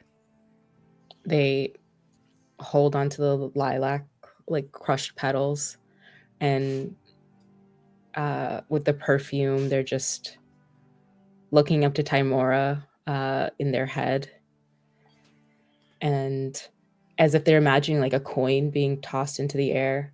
Navarra is like, not seeing where it flipped, heads or tails. They're just like as if it's a prayer. She'll come home. She'll come home. She'll come home.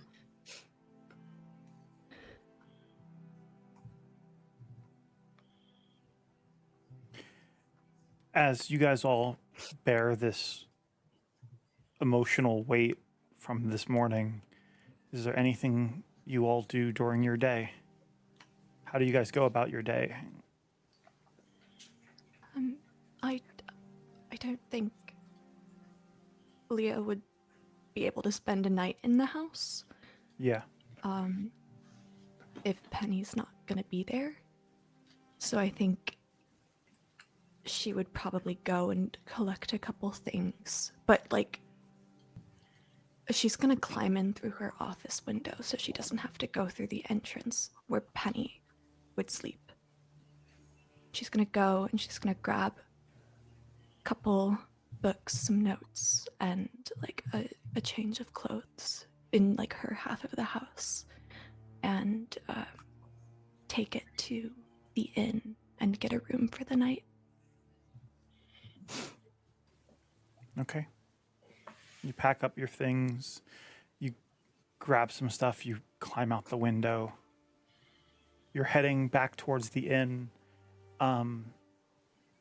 And before I go to this, real quick, Navarra, do you, during this day, and you don't have to, but during this day, do you visit that shrine again? They would, but I think like later in the evening, like late at night after their watch, and their watch, they will do a border like walk, but a little further out, and tossing lilac feathers, not feathers, what feathers?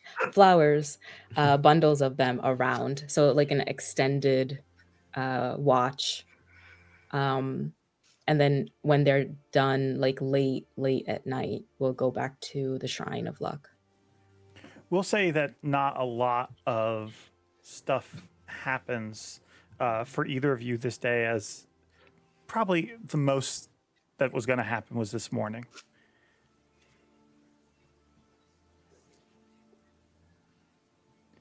Anything from Alucor besides going to dinner?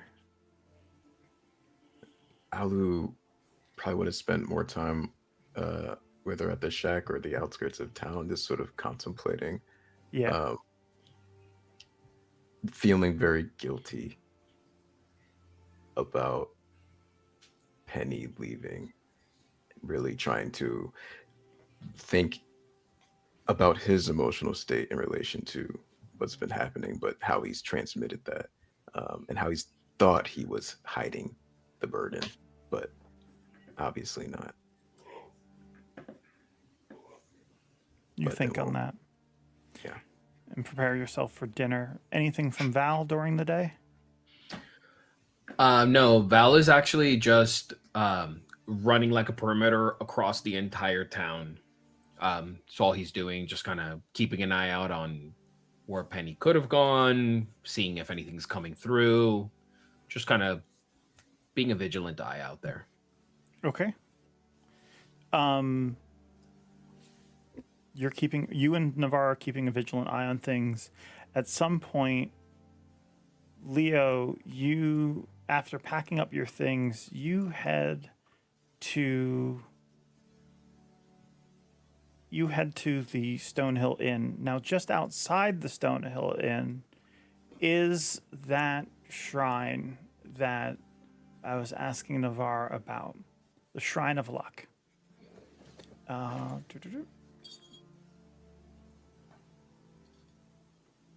And you pass by there, you see longtime resident of the town, Sister Grayley, outside of it, sort of maintaining it.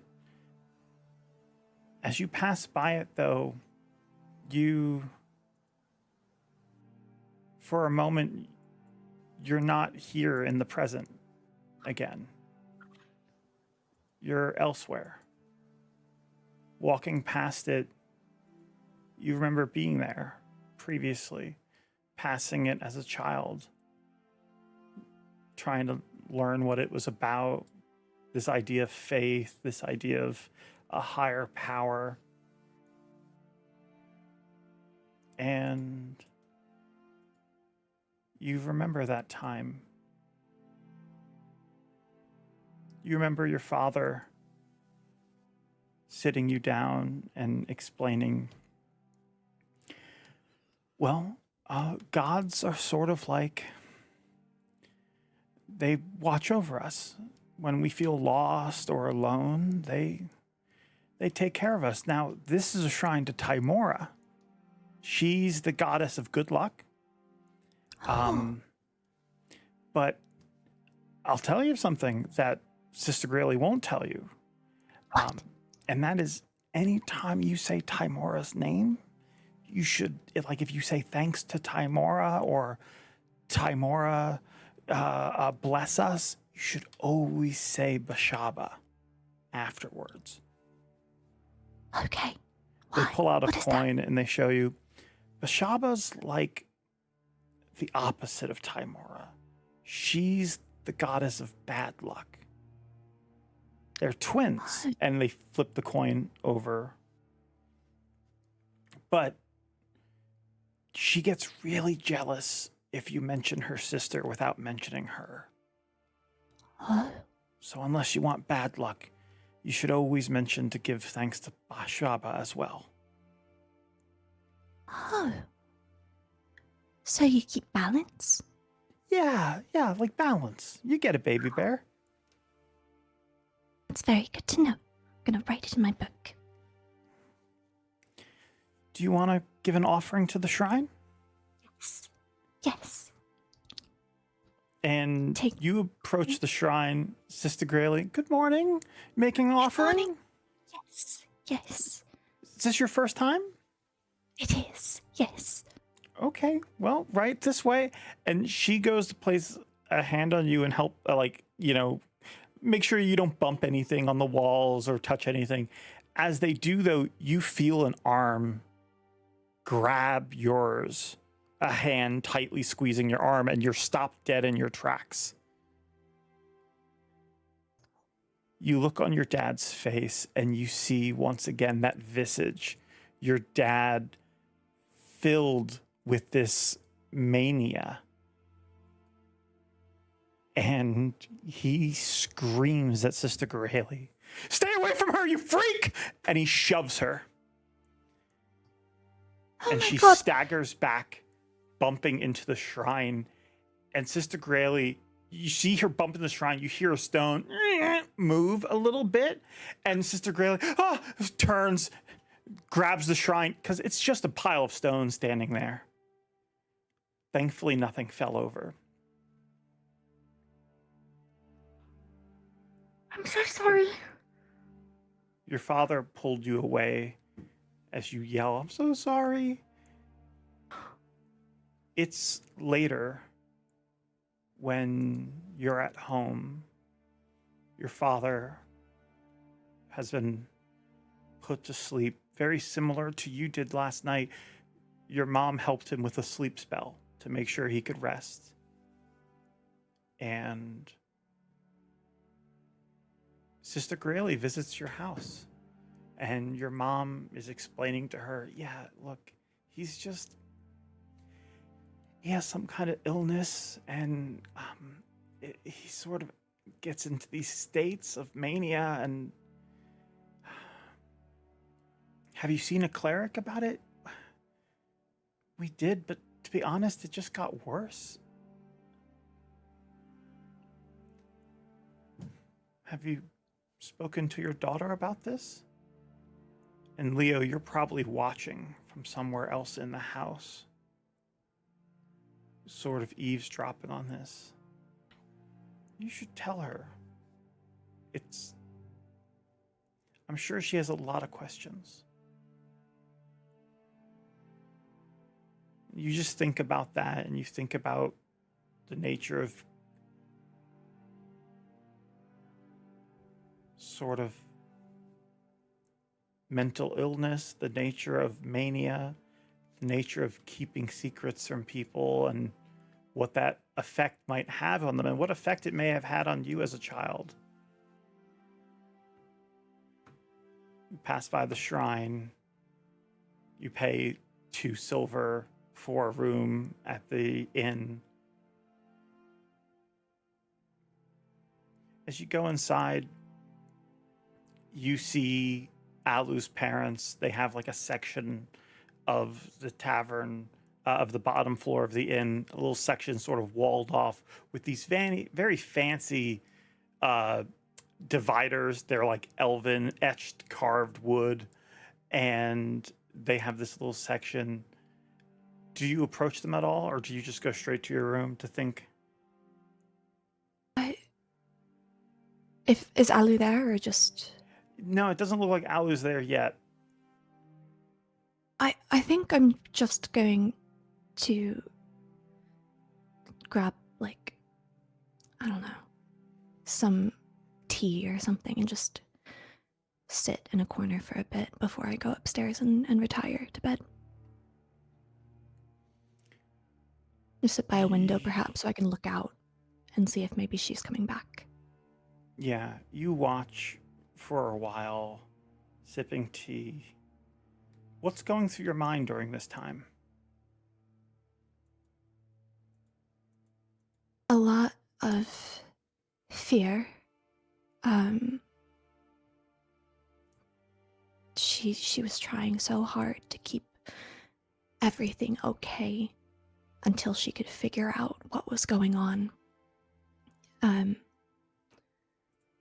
And things have been so weird, and she doesn't know. This is just the first time in a long time where she can't find an answer in a book or by experience. And that fear of the unknown has been really latching onto her in her brain. Because all she wants for Penny is to have a normal, just a sense of normalcy, and to feel that and that love. And she feels like she's really failed at that, which was the only thing she wanted, was for Penny to be safe and feel safe.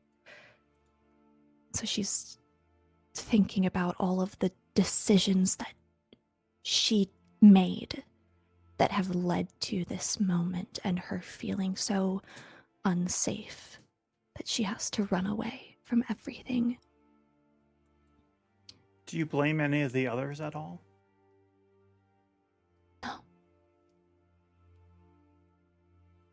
Because if she could have just done something more, she made a better choice, perhaps was more honest from the start, this wouldn't have happened. So she blames only herself.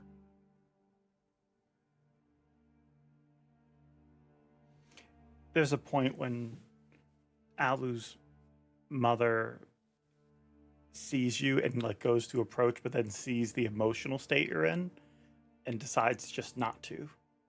And you have your tea, you watch out the window, you don't see any sign of Penny at any point, and eventually go up to your bed. Val, you're on your patrols. Do you do the patrols all day? Do you do them at night as well? Yeah, I think so. If I ever sort of maybe along the way maybe cross paths with Navarra, it is an acknowledgement of her and her duty, and then I just sort of keep on doing it. Yeah. Okay. Yeah, keeping words sparse. At some point, Alu, you finally arrive at dinner. Sort of, maybe, are you feeling like a little bit maybe shell-shocked at this time? There's a shell shock, there's a sadness, there's guilt, not just for not talking to his parents in some time, but also what just transpired with Penny and how she, and what he learned from how she felt from Navarra's words.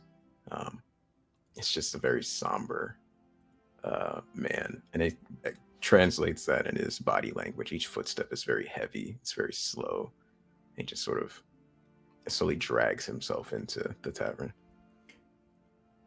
Would you say that you are an active participant of this conversation, or are you just drifting through it? He's trying his best to be active, but he cannot hide his body language.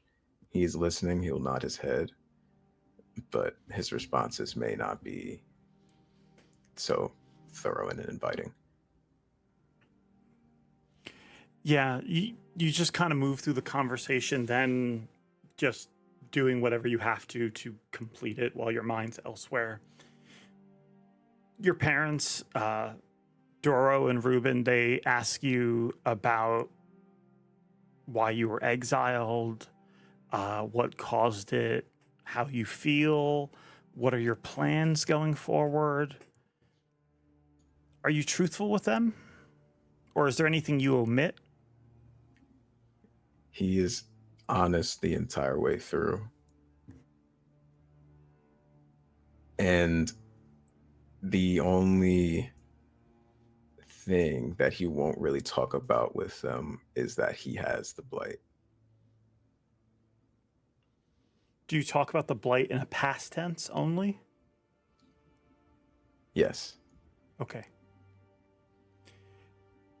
After a while, your mom inquires, so, how would you feel about coming home again? You know, I can put in a good word with the Circle of the Fae or the Court of Owls.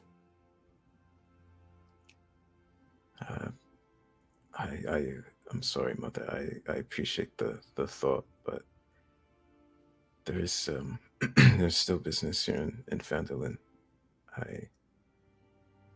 I'm sorry. That's very kind of you, though. Your mother and I, your dad speaks up.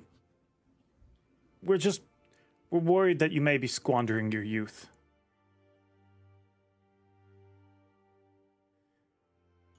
If there is a drink in front of him, he'll just take it and take a slow sip and put the cup down.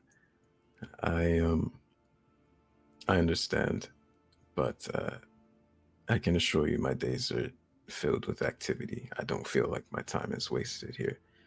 But how are you? How are you spending your days? Well, all right. Things are going well. I have a alchemy shop I've been running since I can't be out in the field as much anymore. Your parents are explaining their lives. Roll me a persuasion check for your disagreement. I would say, yeah, roll a persuasion check. If you want to use your current emotional state, you can do so at advantage. Okay. I'm just gonna stick with that 6. Yeah. They tell you about their day, but they protest you staying here. This is a nowhere town. There's nothing really happening here. You have an entire millennia ahead of you. And, if you squander those first couple hundred years, you're going to be behind all the other elves. And, they don't want to see that happen for you. That sort of sentiment will be definitely met with resistance from Alu. And I'm sure it's a point of contention that he's had to deal with for most of his life with them, of an idea of being behind. I'm not competing in life, Mother, Father. I'm simply living. If that is a problem, we want it I'm more sorry. for you.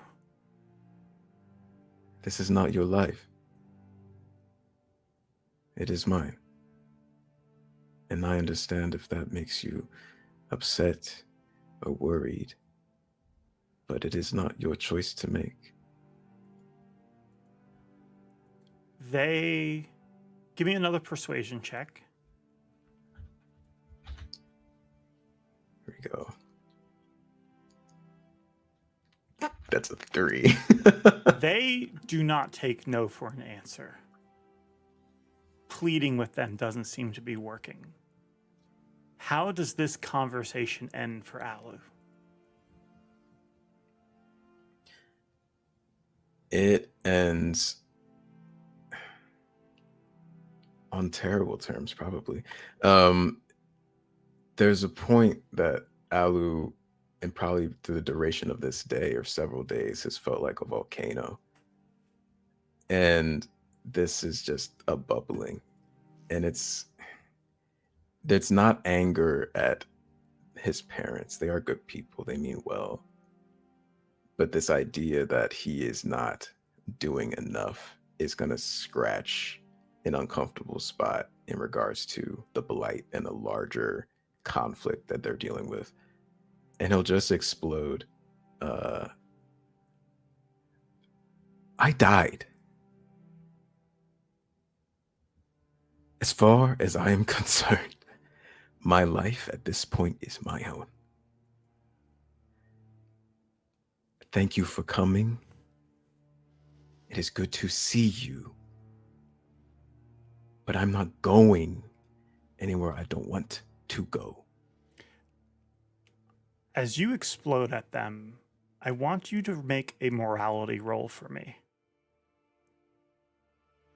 Is this loud? Like, would I have heard it upstairs in my room?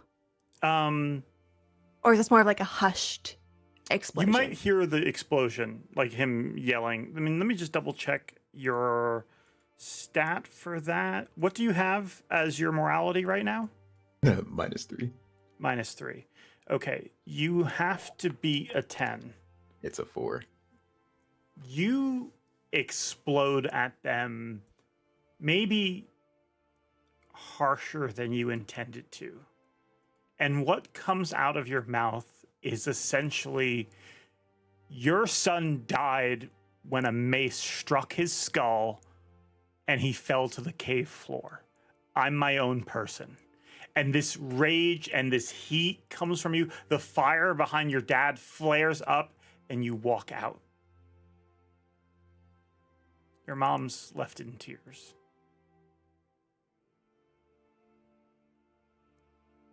You spend the night resting, letting the steam work off. Please mark your morality down by 1.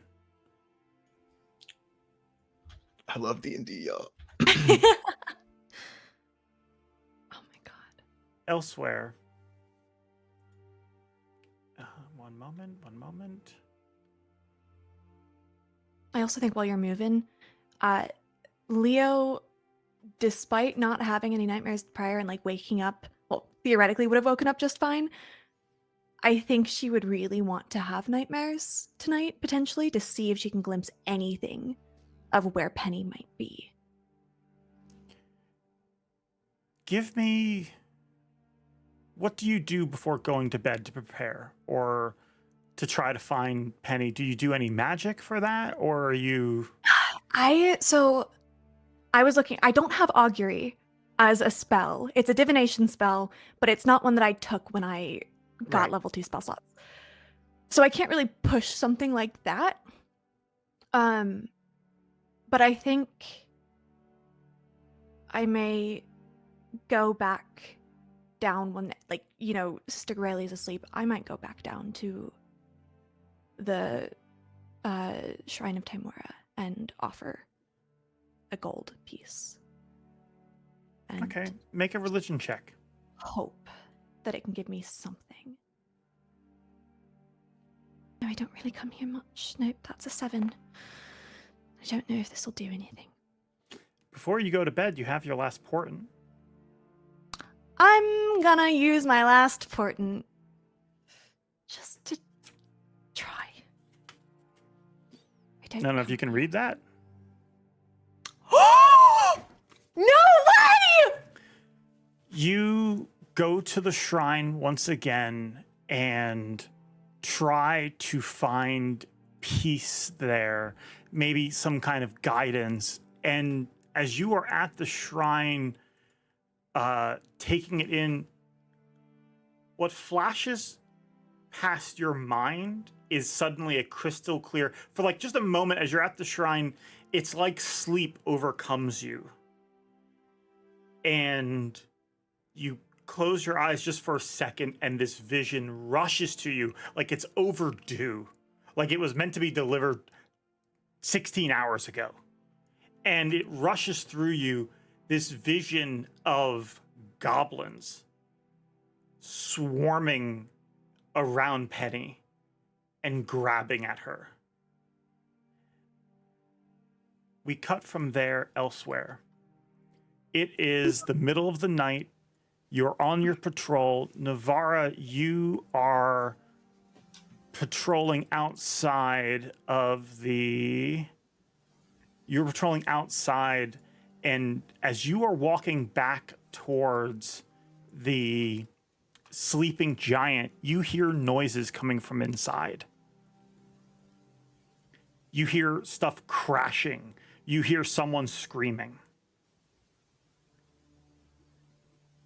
What do you do as you race over?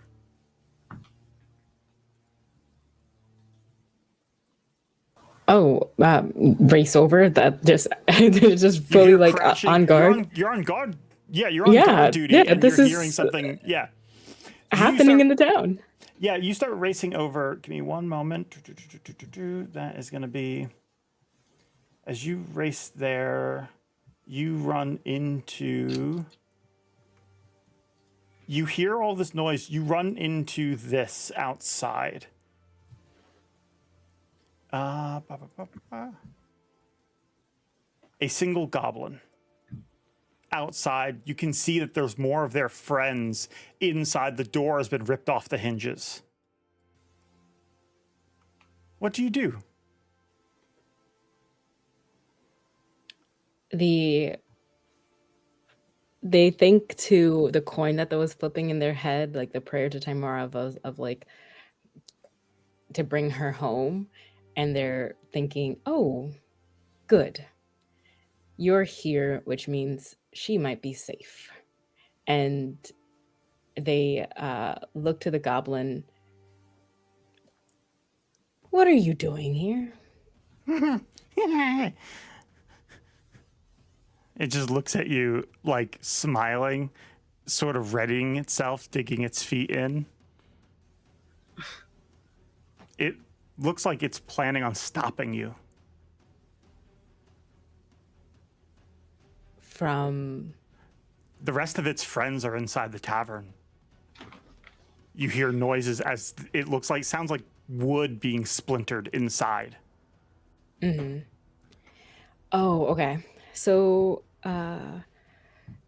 this tavern, I know that Alu's having dinner or people are having dinner. No, this is the sleeping giant. This is the one that you normally go to. Yeah. Okay.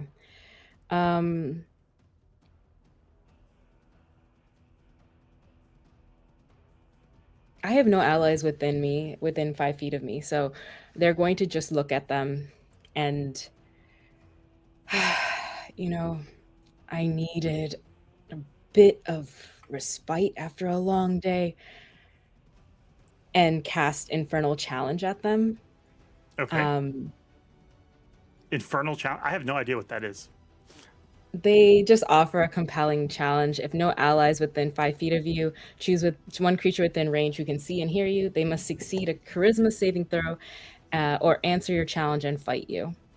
For that duration, I get a +2 bonus to my AC. They also have disadvantage on all attack rolls against any other creatures other than me. And the first time the target tries to move away from you on a turn, they must succeed a charisma saving throw or their speed becomes 0. You are confident. Are you going to make the first move, or are you waiting on them? Waiting on them. They see you, and you see as their friends start coming out of the tavern behind them, and they have their eyes fixed on you, sort of waiting for you to also make the first move. And when you don't, they rush forward as quick as they can. And they are going to attempt to attack you. What is your AC currently? A 22. 22. God damn. They go ahead and let's see. That is going to be. That is a natural 20. Damn. I'm not even there to yoink it. Dang it! Wow. Natural 20 beats a 22. I'm sorry. Yeah, it's a 25. My math? Yeah. Fine. I didn't know they had a +5. They rush up to you. This is wonderful. They rush up to you, and you notice something before they get to you. Their head is longer than a normal goblin's head. It stretches back. It's like their brain's bigger. And suddenly, their hands start to glow, and you see green energy coming off their eyes and through their veins, and they slam you for 18 points of bludgeoning damage. They make their second attack. That is a 20, which would miss because you have a 22. You deflect that. What would you like to do? For the one who hurt me, give me 1 second. as a reaction to that 18 damage, a hellish rebuke. Okay. Yeah, they have to make a deck save. Yes. Got it. Okay. They go ahead and roll. That's a 12, so I believe they fail. They do, which is amazing. Roll damage. That's a 2d10.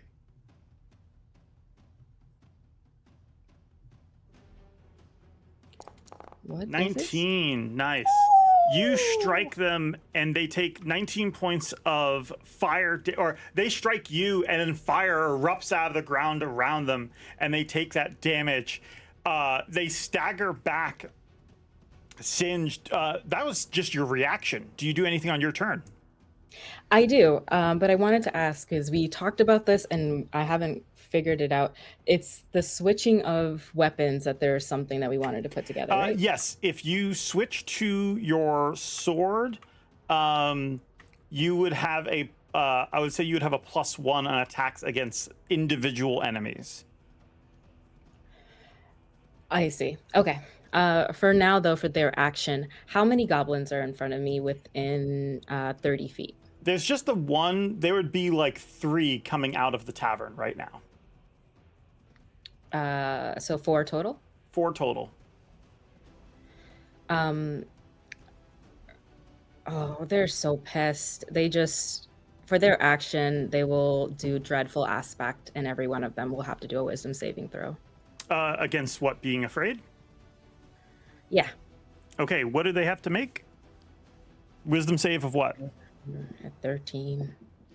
Okay, one moment. I believe. That one succeeds. That one succeeds. That one succeeds. And last one succeeds. Do they have advantage? They do. They have mental fortitude. Advantage on being charmed or frightened. Hey, yo. And you see the 3 of them, that psionic energy rises up from them as well. Oh, God. To finish my turn, can I do a check and see, like, insight of why they're actually here? Make a perception check.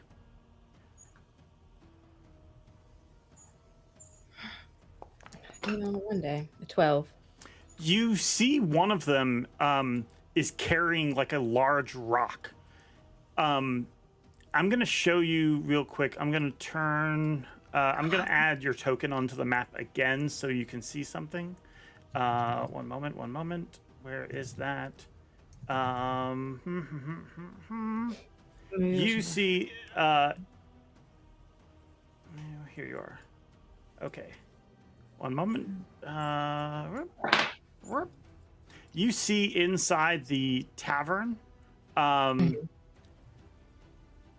It's been...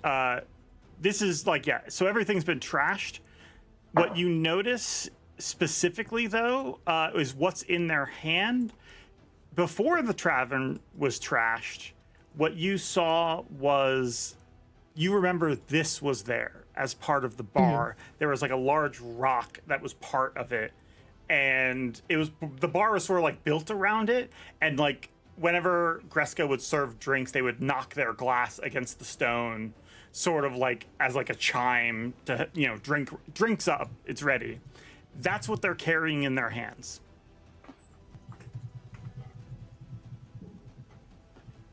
They're carrying the drink? The stone that was part of the bar. Oh, okay. Okay, but they don't look like they were here for Penny. That's what Navarro.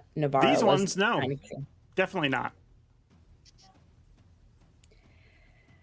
Is that something Navarro knows, or you're telling me, Megan? I mean, I'm Maz. telling you that because as you are contemplating that, you hear all throughout the town screams.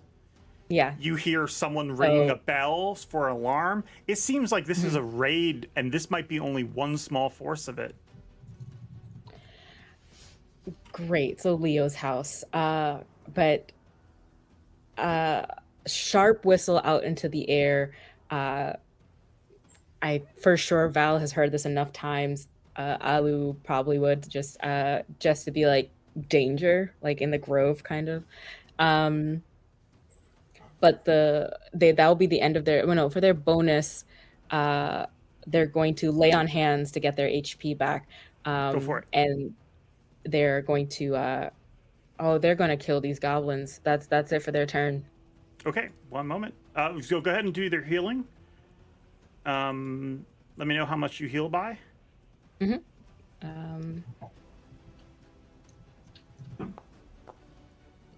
going to say 20.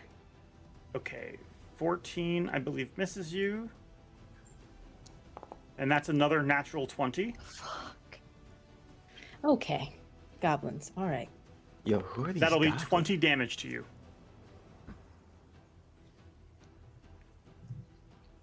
So no healing. Got it. Okay, we're back to where we are. No healing, and the other ones are going to move forward. They have a movement speed of 30, so 5, 10, 15, 20, 25, 30. Isn't able to get them there. This one runs up, though. I need you to make a strength saving throw.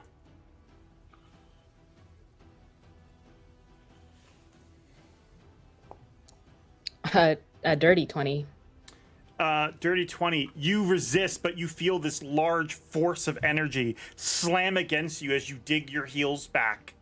And the other goblins move in on you. They're leaping across rooftops. You basically see... You see basically this. As they are charging towards you, leaping off of rooftops, rushing down on you, ready to strike. Penny, meanwhile, you are inside the place you decided to hide, the remains of Tresendar Manor, and you hear noises as goblins have entered the premises.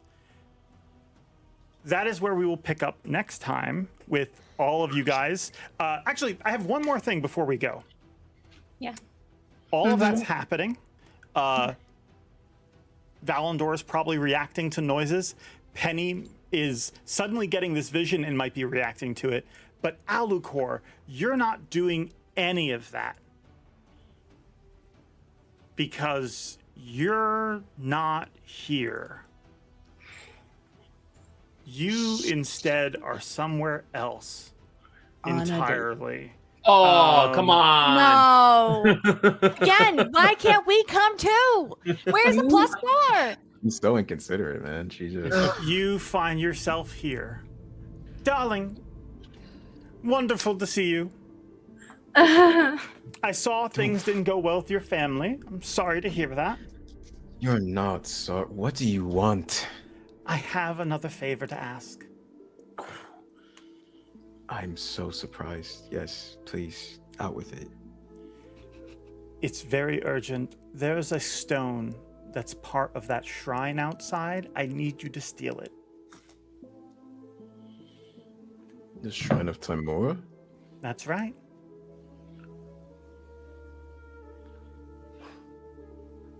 Will I be struck down by lightning? Why do you need me to steal this stone? And he kind of like fixes his posture.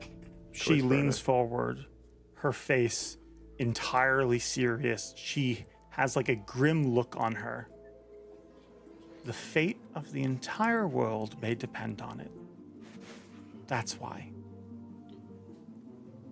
Alu trying to meet her glare at this point, and given the day in several days, it does not fear Verna right now. We'll meet that glare. Verna, what are we fighting?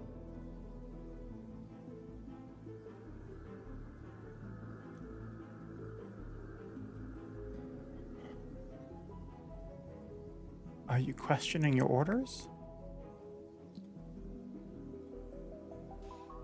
I only want to understand what it is that I'm fighting. You don't I did not need to say no. understand. You just need to do. Time is of the essence, and I need you to get that stone now, or we're all fucked.